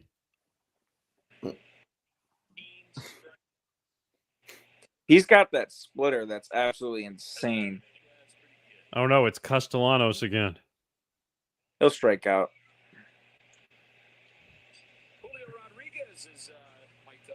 Then he's gonna cry about the ballpark roof being open, and knock down a ball he hit. Or that it's too the ballpark's too big. Yeah, It's usually how it goes. good pitch. He's good though. That split he has is just insane. Throwing 100 also. Yeah, dude, he throws hard. You realize, like, you're like basically the perception of a pitcher is if you don't throw 100, that you're not a good pitcher anymore. It's so nuts because like 20 years ago, you knew every pitcher that threw 100 because it just wasn't common. I remember when Joel Zamaya was coming up. Oh, he blew his arm out throwing 104. When he hit 100 and almost 105 once, and there was no one like him when he came up. Were you like shocked or like fascinated just watching him throw 104? I definitely thought that he was going to be a guy that the Tigers were going to have for a long time. I never thought his career was going to flame out how it did. I'll never forget they were in Minnesota. And he had already had a couple elbow surgeries, and he threw a pitch, and he was like on the ground just shaking his elbow out, and that was pretty much it. He never came back. But he could throw, man. He's another guy that's kind of like always needs to voice his opinion. He's always voicing his opinion about like the Tigers front office and stuff like that. That sounds about right. Yeah, he's another one that thinks he's the smartest guy in the room, but never really did anything in the MLB. God, this is gonna cut close. It's 10:43 Eastern time. Are we gonna get through this game? There's zero chance in hell. The commercial breaks are 8 minutes long.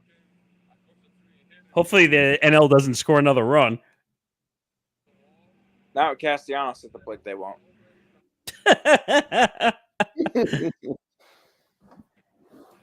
No, warning track power. Oh, jeez. Oh wait, that's Josh Donaldson's job. He track home runs. By the way, did you know though that the guys, because I think it's on the Sunday night games only, that if you get mic'd up during the games, you actually get paid. Oh, that didn't surprise me. Guys be getting paid for interviews and stuff for forever. But it's not that much. It's like it's minuscule. I think it's like you get $10,000 or something for being mic'd. Nuts. That's a lot. I don't. For what they make, that's not that much. I was listening to a podcast that had what the hell is this guy's name? Oh, okay, Terry. Hey, help me out here. He played for the Pirates forever, and he was a broadcaster. He's a pitcher. Oh, Steve Blass.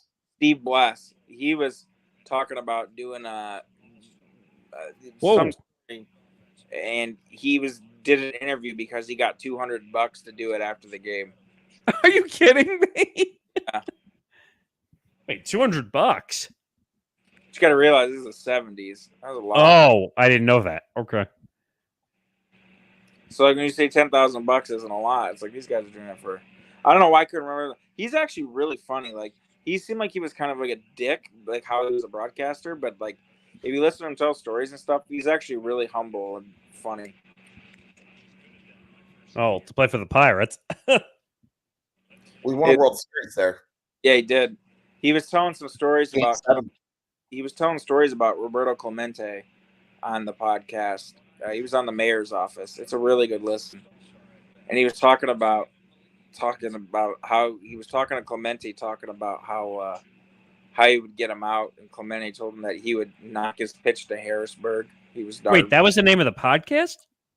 the mayor's office. Is that Sean Casey's podcast? Yeah, Steve Blass was on it. If you've never listened to that interview with Casey and Blass, it's hilarious.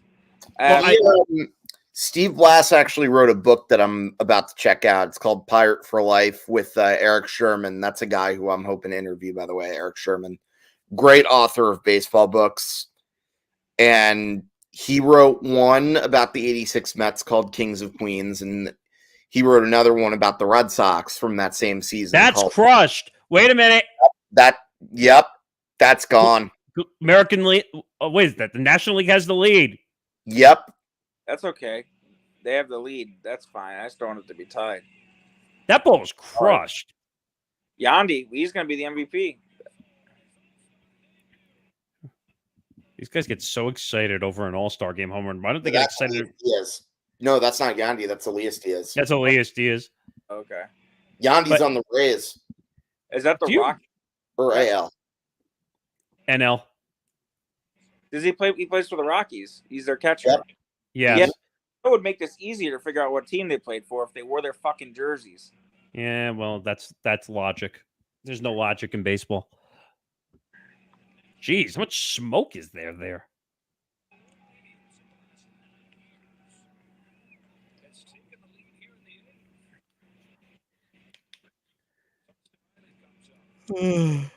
That's a lot.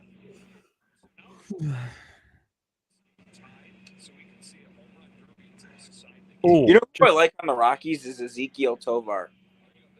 Oh, is that in play? Got it. Foul out. Oh, look who's in the dugout. Tom Verducci. What'd you think of his book, The Yankee Years? That's a great book. I read that. It actually is. It's a decent book. Yeah, I read that whole thing. I don't know. I like most of the books about the steroid era, though. Francona did like the same thing with his book, and Francona's book was pretty good too. Yeah, that was with Dan Shaughnessy. Yeah, but I like the Belko book. That's one of my favorites. My favorite is let me show you guys. I think it's on this top shelf here. There's a book called Game of Shadows, which I really like. There was a book called The Kid, which was a really good book about Ted Williams. But it was Game of Shadows, and then it was Kirk Radomski's book, The Mets Clubhouse Attendant, wrote a book. This one's my favorite. Well, you're a Billy Martin fan. That I knew for a fact. This one is a fantastic read. I've watched some documentaries on Billy Martin. He was Lou Piniella before Lou Piniella. Former Tiger manager. Former Tiger. Yep. Won the division in 72. Only to get and apparently you said he was a cheater too. Who, Billy Martin? Not on the field. Well, yeah, no, he literally had 2 girlfriends at the same time. He straight up had 2 girlfriends. Didn't he have a wife and a girlfriend? And then he married one. He married one of them, and the marriage, like, nobody even knew about the marriage. Like, if you look at the 1983 Yankees media guide and program, you won't see his wife listed, unlike any of the other players and coaches who have their spouses listed. It was like totally unknown. And Jill didn't even know about that he was married or that he even knew Heather until like later. By the time she found out, she was pretty livid. Yet somehow she never left Billy. Despite that, Billy ended up leaving the other one for Jill. It was a pretty weird arrangement for sure. That is true. That pretty dangerous thing for Billy to do. Can you imagine if social media was around back then? Oh my gosh, there are so many instances where social media would have canceled Billy Martin. He wouldn't have stood a chance. No, I think Lou Piniella would have been canceled too. he Nick, you remember the story? Well, there were multiple fight stories that happened with him. One was where he punched a marshmallow salesman during the off season. Yes, a marshmallow salesman. I didn't even know that was a thing back then. And there was another one where he punched out his pitcher. He threw hands with Ed Whitson at the Baltimore Cross Keys Inn in Baltimore in '85. Billy Martin into the rest of the season with a sling. And then there was the incident where he got into a fight in a strip club that led to getting fired the 5th time. And then you have the Copacabana fight in the 50s. Yep, that was on his 29th birthday at where he allegedly punched one of the guys that was heckling Sammy Davis Jr. And that got him traded. Yep, because George Weiss apparently. Well, every time him, Mickey, and Whitey Ford were hanging out, like anytime there was an incident, who are you going to blame? The star pitcher, the star outfielder, or the 235 hitter? 235 hitter. Yep. The one that Mickey always said about Billy is like he did so many things that, you know, you couldn't measure and stuff like that. Like he had that catch in the World Series. That was 752, I think. Yeah, 52 series against the Dodgers. You ever actually watch that game on YouTube? It's on YouTube. Yeah, that was Jackie Robinson who hit the pop-up. Billy just came right in, like when it didn't look like anyone was going to catch it. Hat flew off, caught it, saved the game, saved the whole season for the Yankees. Mickey Mantle was like 21 years old in that World Series. It was insane. Yep. He had By the way, go ahead. He had a couple homers that series. I watched that Game 7 all the way through. Great game. By the way, I think this would be a good little tease since you guys are talking historic baseball figures. That is part of Hitting for the Cycle. We're planning to do some Mount Rushmores for baseball, for teams. Maybe not just for teams, maybe positions. Maybe we'll make up some interesting oddities of Mount Rushmores in baseball. I'm definitely going to have to do one for managers too, like in some way, shape, or form, because I feel like the managers need some recognition. Leo DeRocher? Leo the Lip? Oh, yeah. Alston? Sparky Anderson? Connie Mack? John McGraw? Yeah. Casey? Joe McCarthy, not to be confused with the the anti-communist guy from the 50s. You can't leave out old Casey Stengel. Oh, of course not. 5 World Series titles in a row. He was definitely pretty good. He also was the original Mets manager. Oh, yeah. I forgot about that. Well, they weren't good when he managed the Mets, obviously. They were an expansion team, and they got, like, literally the worst lot. Yeah, worst team of players ever. Yeah. They had some, like, former Brooklyn Dodgers on that first Mets team, too. Gil Hodges. Yeah, Gil Hodges. They had some. Wasn't Gil Hodges the manager in '69? Yep, he was. That was a guy. Crazy that it took 50 years after his death for him to finally get inducted in the Hall of Fame. Yeah. Yeah, really. He was a good player, man. Oh, he was fantastic. Now, by the way, out of curiosity, John, if we were to do them, like when it comes to teams moving, are we going to count them like including like every city they played in, or are we only counting like the current city? Like for manager or just players in general? No. For like, if we do it for players. So like, let's say we were going to do the Dodgers. Are we counting Brooklyn or are we doing like, or is it just Los Angeles? You'd have to do both combined. It's still the same franchise. It's just No, yeah, exactly. Otherwise, you'd leave out Jackie Robinson. yeah. And the Giants is easier because there's really only like, if it were San Francisco, there would be only one name I would take out. Spoiler alert. But otherwise, I still have three San Francisco guys, one guy that was only New York. Actually, no. Number one technically did play in New York for the beginning of his career, but if you know your baseball history, you know who I'm talking about. I shouldn't be giving too much away. Bobby Thompson? No, Willie. Oh, that other okay outfielder for the Giants. Oh, look, Ken Jennings is at the game. Well, yeah, he's a big Seattle Mariners fan. Who the hell is Ken Jennings? Jeopardy champion? Oh, I don't know. I know who Carissa Thompson is. What? I said I know who Carissa Thompson is. Well, yeah, she used to work for ESPN, now Fox. Ugh. Wasn't she on the NFL Network too, or no? No, she was always on Fox. Her and Aaron Andrews have a terrible podcast. You think? Yeah, I mean, it's kind of hit or miss, their podcast. It's a big mess.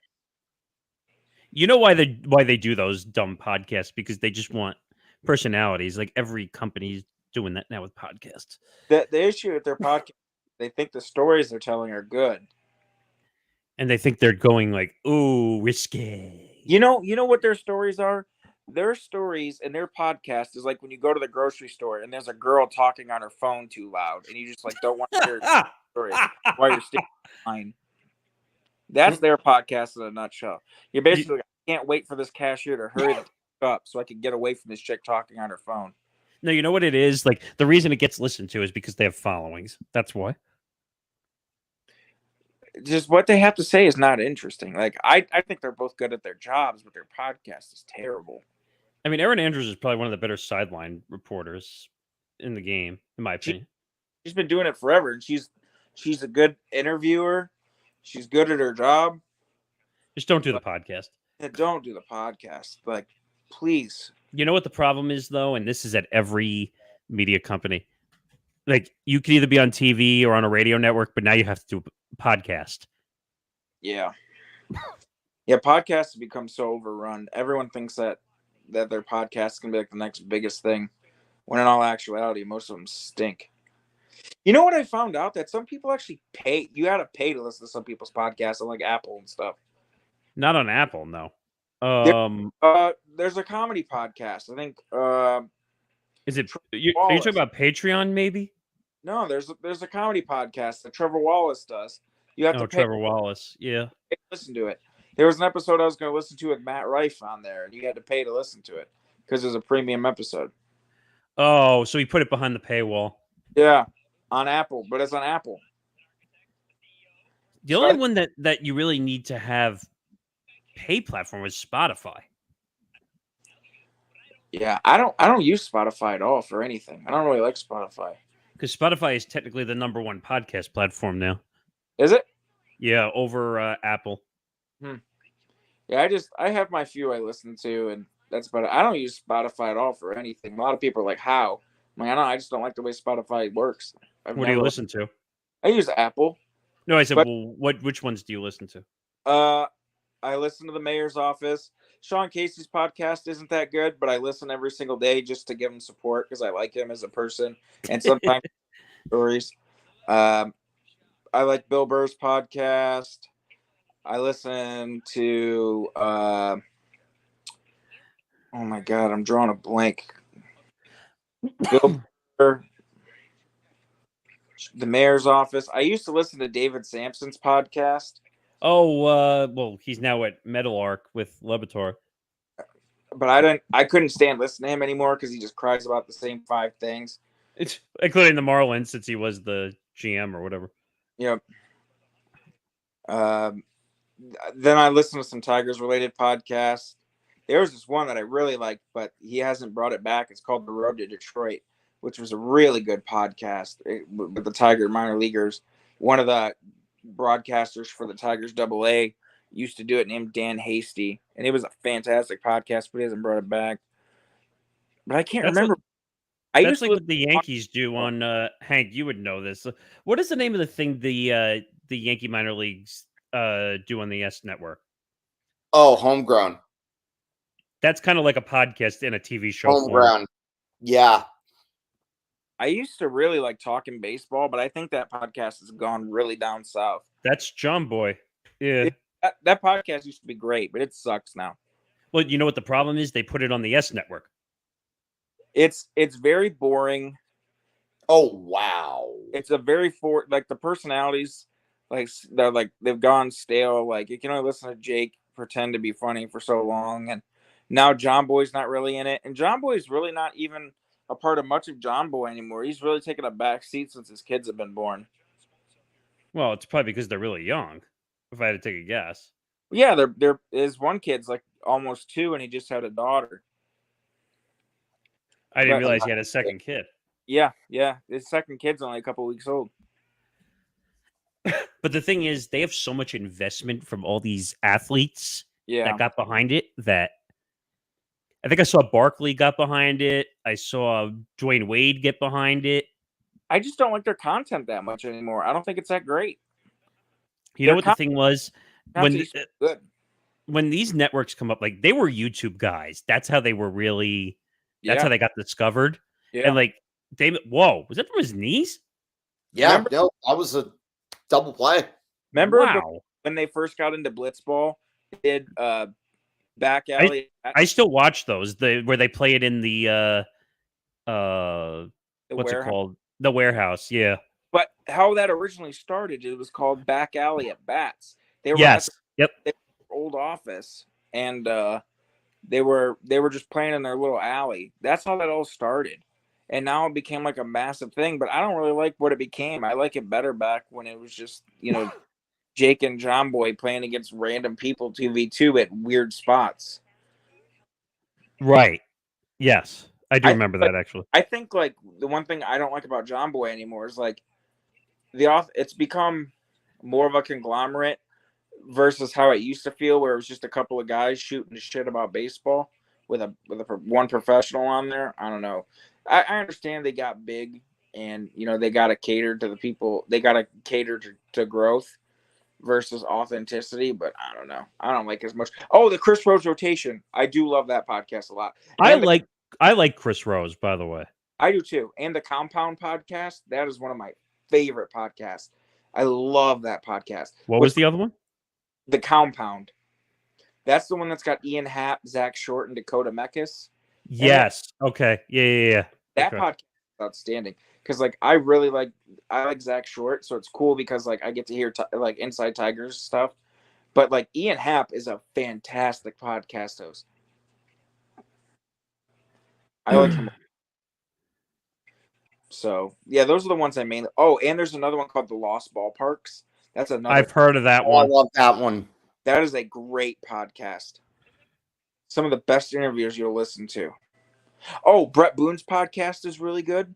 I've heard good things about it. I've just never had the chance to listen to it. Dude, the first time when I got into Brett Boone's podcast, he was on the mayor's office, and then I heard that he had a podcast, so I checked it out. That guy has 3 years of podcast. I spent a month just listening to his old episodes. He has had everyone and anyone that's been on his podcast. I'm talking everyone from Buck Showalter to Brett Favre to Tim McCarver, Fergie, Steve Carlton, Lefty, Greg Lazinski, actors.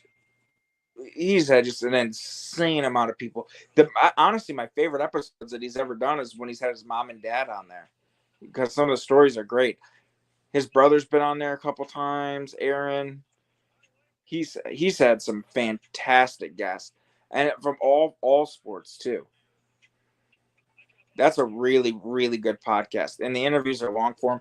He's had Jeff Passon's on there. He's been on there. I mean, by the way, I like Passon. I do too. Passon's really good at his job. You know what's crazy is when I wanted to be a sports writer, I used to talk to this guy named Adam Biggers, and Adam Biggers used to write for Yahoo Sports. Well, this was like 2011, and they had an up and coming guy there named Jeff Passan that he was writing with.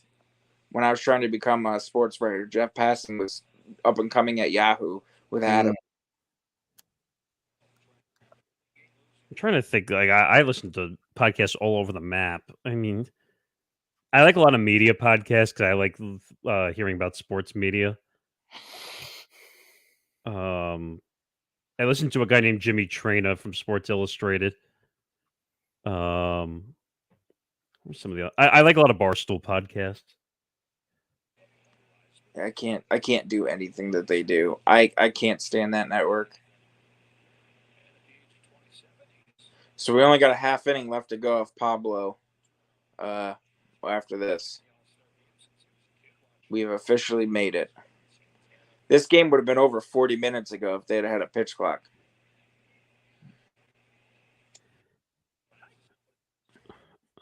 I used to like Joe Rogan's podcast, but I don't know. I can't listen to him. I'm like, he annoys me.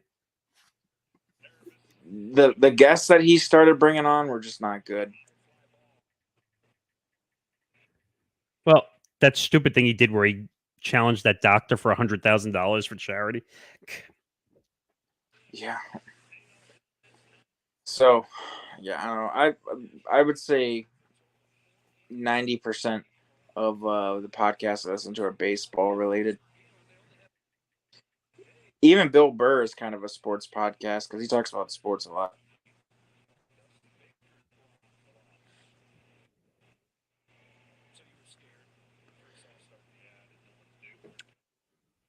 Juan Soto. Oh man. Wow, look how long we've been going on this live stream. That's why I said if they had a pitch clock, it would have been over 40 minutes ago.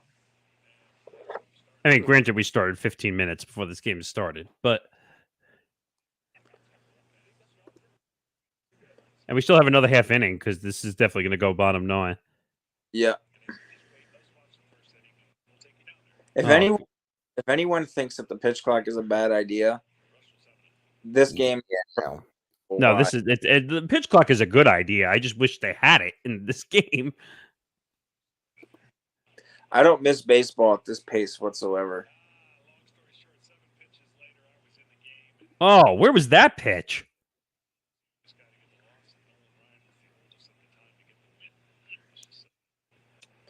Oh my God! Yeah, what the hell? That couldn't have been any more down the middle. Base hit. Now Pete's gonna knock in a 2-run shot. Wow, dude, he ripped that ball. Watch, now it's gonna be another home run.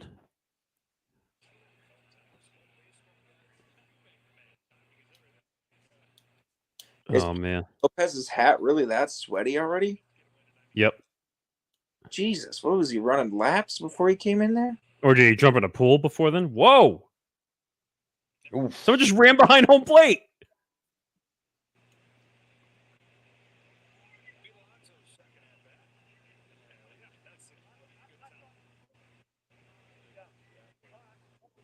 I don't know what that bat boy was thinking. Unless someone missed the cue. That was a strike?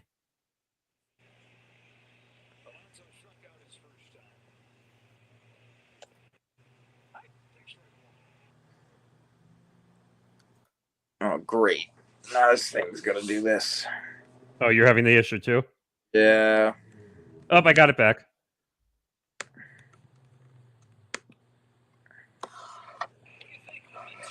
Might have to switch back over my camera because my phone's almost dead, so I might have to go back over to my tablet.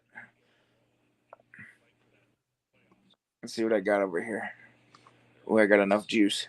All right, I'm going to switch platforms. You guys don't go anywhere. Okay. All right, we'll be back right after these messages from your local station.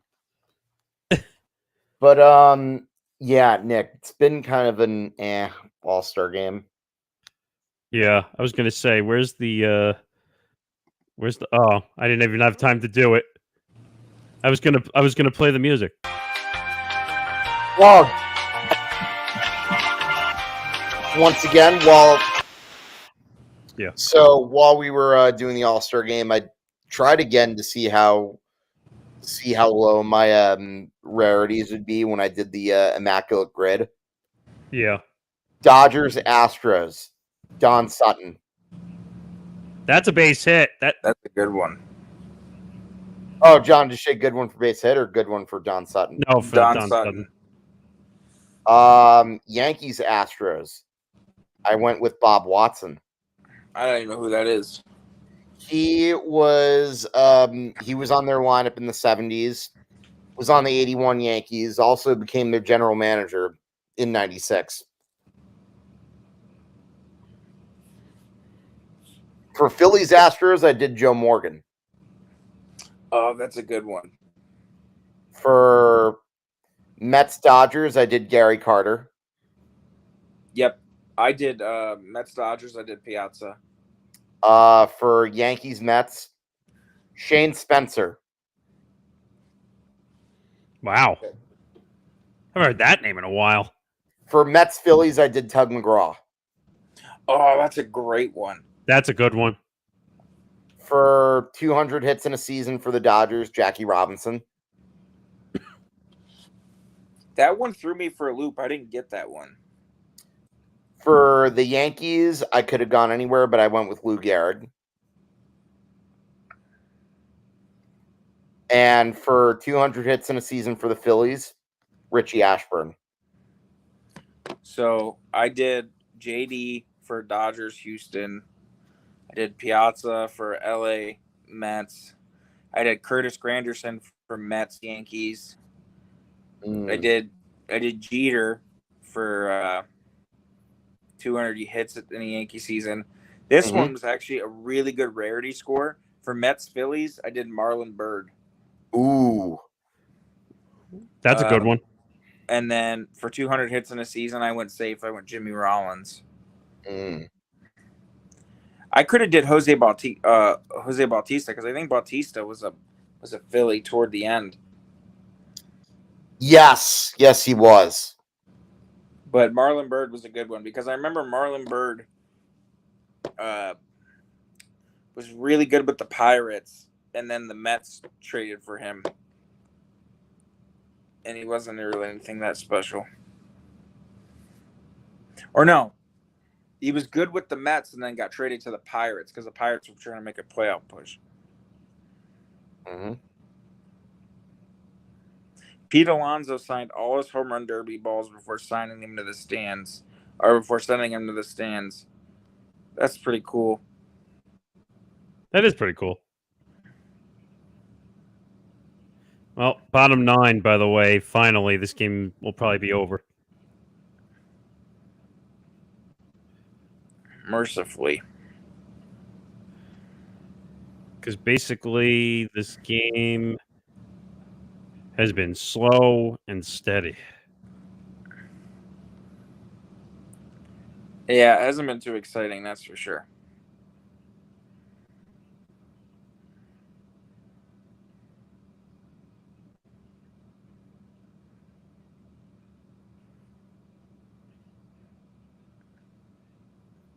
I'm almost ready to play you guys some music.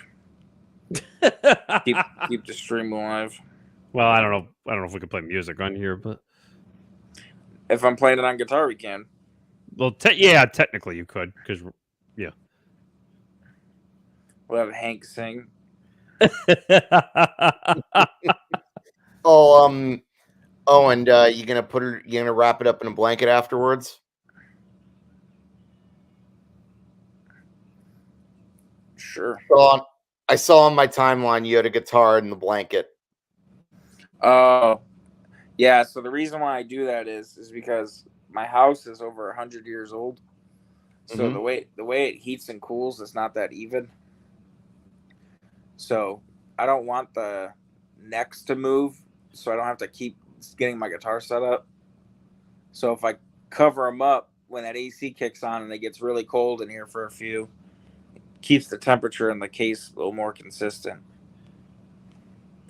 Because those are pretty expensive guitars, so that's the reason why I do it. But they're sick as hell. All right, Craig Kimbrell. It's like 2014 All-Star Game. Hey. I was about to say. Who forgets that he looks like a table when he pitches? Actually, you know what his windup reminds me of? The crane technique from Karate Kid. When Daniel... Oh, yeah, it goes to jump up and punt him. Come on, Kimbrell. By the way, I'm sorry, that was an illegal kick. Well, guess what? This is an illegal game. And I'm ready for it to be over, boys. Me too.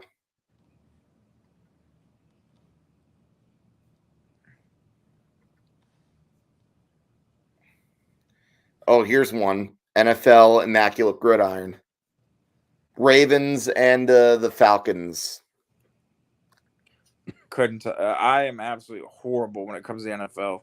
Stuff like that. Won a Super Bowl MVP award, Ravens. Oh, I'm going to go with Ray Lewis. He didn't play for the Falcons, though.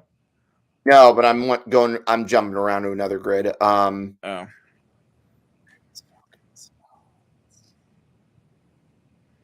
Come on, game end. You can do it. For Packers Super Bowl MVP, I'm going to go with Bart Starr. Aaron Rodgers. Yep, Aaron Rodgers would also be correct. I know that one. Or Desmond Howard. All right. Going 96. Okay. See you.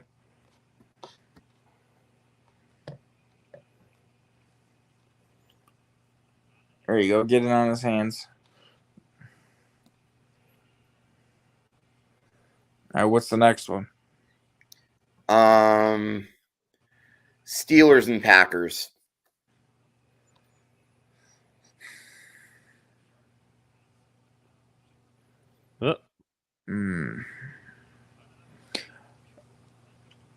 I want to say Jarrett Bush, maybe. For Ravens Steelers, I'm going to go with Rod Woodson. Wait, did we just cross into football? Yep. That's how slogfest this game is. Like, I'm showing off my immaculate grid with football too. Come on, get a strikeout, please. I think Jarrett Bush played for the Packers and Steelers. No, I don't want to be wrong though. No,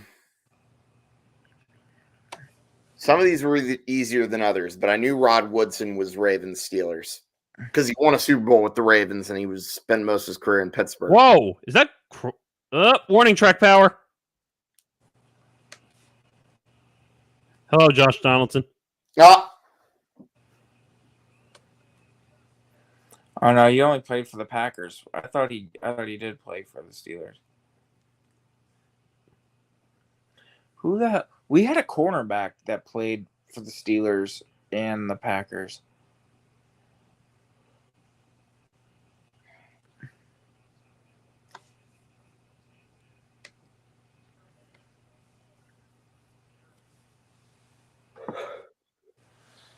That pop up. Oh Shit. That was close right there. I'm surprised he went into the stands that hard. Could have gotten hurt. Yeah. He's complaining he didn't catch it, but that ball's in the stands.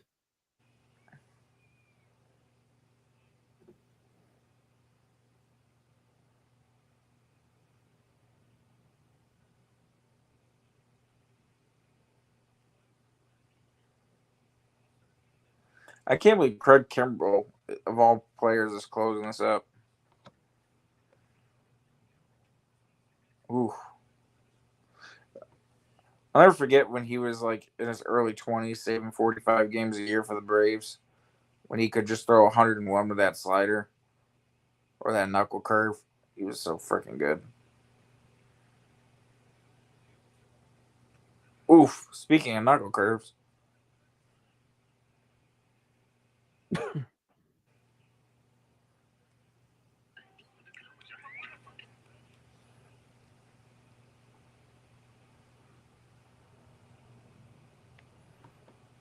All right, let's see what happens. Wow, that was an ugly swing right there. Yeah, that was a dirty pitch. Oh, we have one more out here? Ugh. Carl Tucker, if you hit a home run here, I will hate you. Now he's going to hit a home run. Don't you even think of something that horrific. Well, I'd rather than walk him.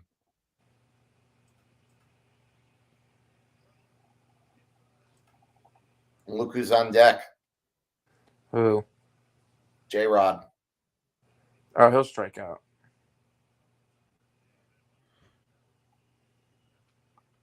Well, that was actually right down the frickin' middle.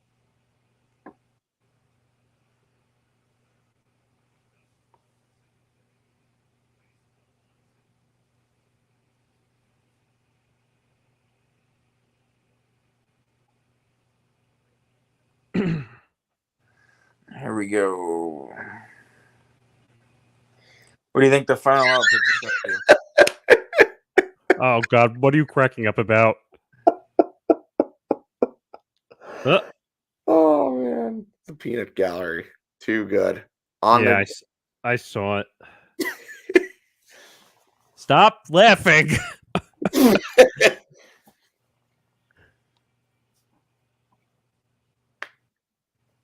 What'd they say? Am I really going to pull the comment out? Let's do it. Fine. There's your comment. Like...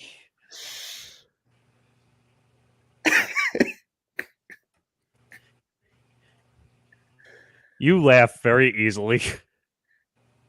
Oh, he walked him. That's true.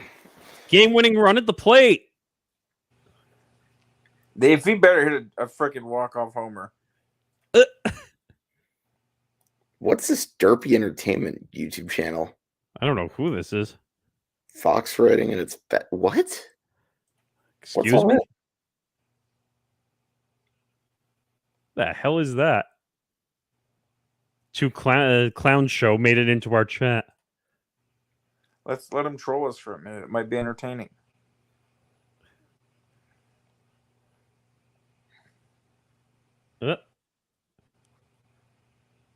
Either just give up a home run or just get an out. Don't make it like first and second 2 outs so that if he hits a single, they could tie it and then we'd have to sit here. This is getting really close. We're gonna have to wrap it up soon.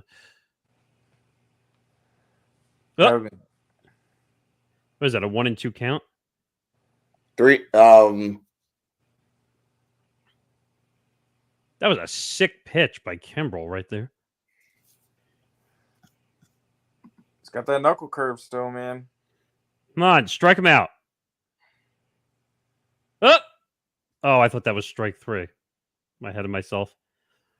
I just pulled an Angel Hernandez.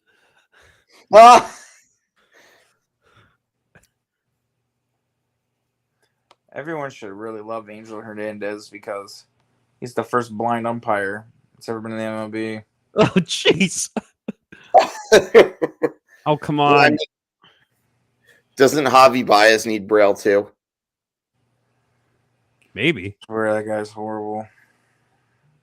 I said something about him one time in one of my videos, and I forget that I said that he goes to the bat rack and he finds his bat using Braille because he's got. Oh. Well, you said he uses his bat as a walking stick or something. Yeah. Oh, come on, Kimbrel, don't do this. Kimbrel, you suck.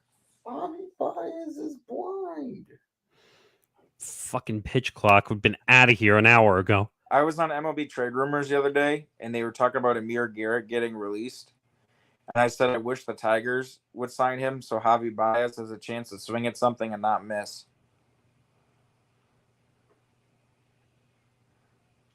Oh.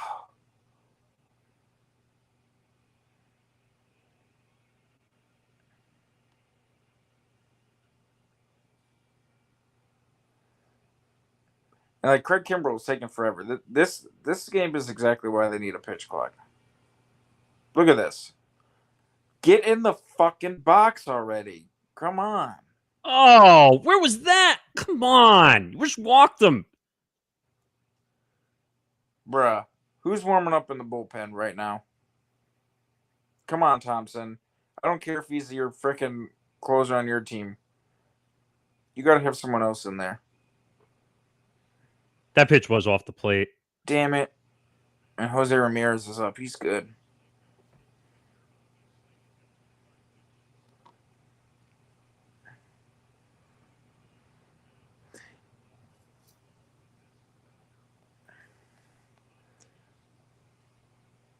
You know, Kimbrel, if you didn't have a rat tail, probably would have got that strike.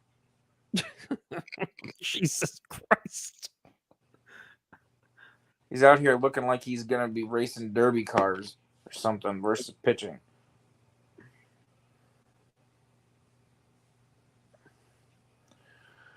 All right, Jose, let's go. Home run derby time. Jose. Oh, wrong, Jose.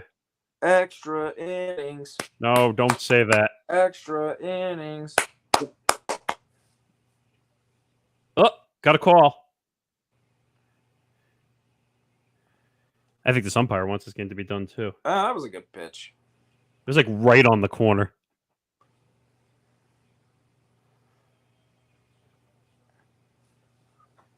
Oh, wow. Did Jose Ramirez finally straight up? He shaved up them dreadlocks. Oh, he went.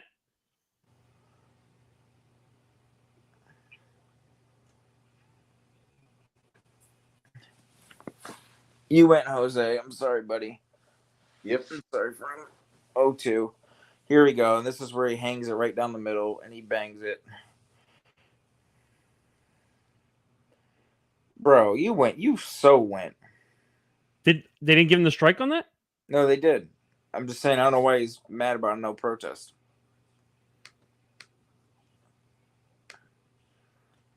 Strike 3. Come on. That was close enough. This game literally means nothing. This game means the same as my softball games did back in the day.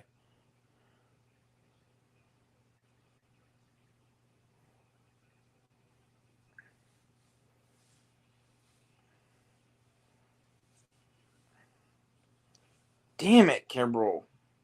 Stop nibbling. Yeah, I know, really.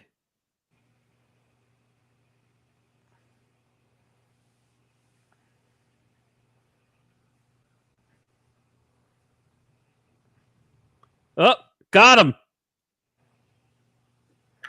All right, game over. National League won 2-1. 3-2. Or 3-2, excuse me. Boy, 3-2. That game dragged out. Quickly, minute post because we got to run. Quick thoughts on the game? Boring. Yawn fest. Yeah, this game was pretty boring. First win since 2012, by the way, for the National League. Didn't we just mention that? What? Didn't we kind of call that before the show? We did. But, all right, let's wrap it up. Quickly, social medias, if I can find everything. Hitting for the Cycle at HFTC ETB, at ETB Sports, at ETB Network. Next episode of Hitting for the Cycle is Friday at 5. Episode 2. We'll let you know topics and stuff when it comes up. But for Hank Indictor, for John Czech, I'm Nick Morgeson. This was fun, guys. Hopefully we'll get to do more of these. Maybe we'll do the World Series and some playoff stuff down the line for some live streams. But for now, that'll do it. We got to run. We'll see everybody next time. Good night, everybody.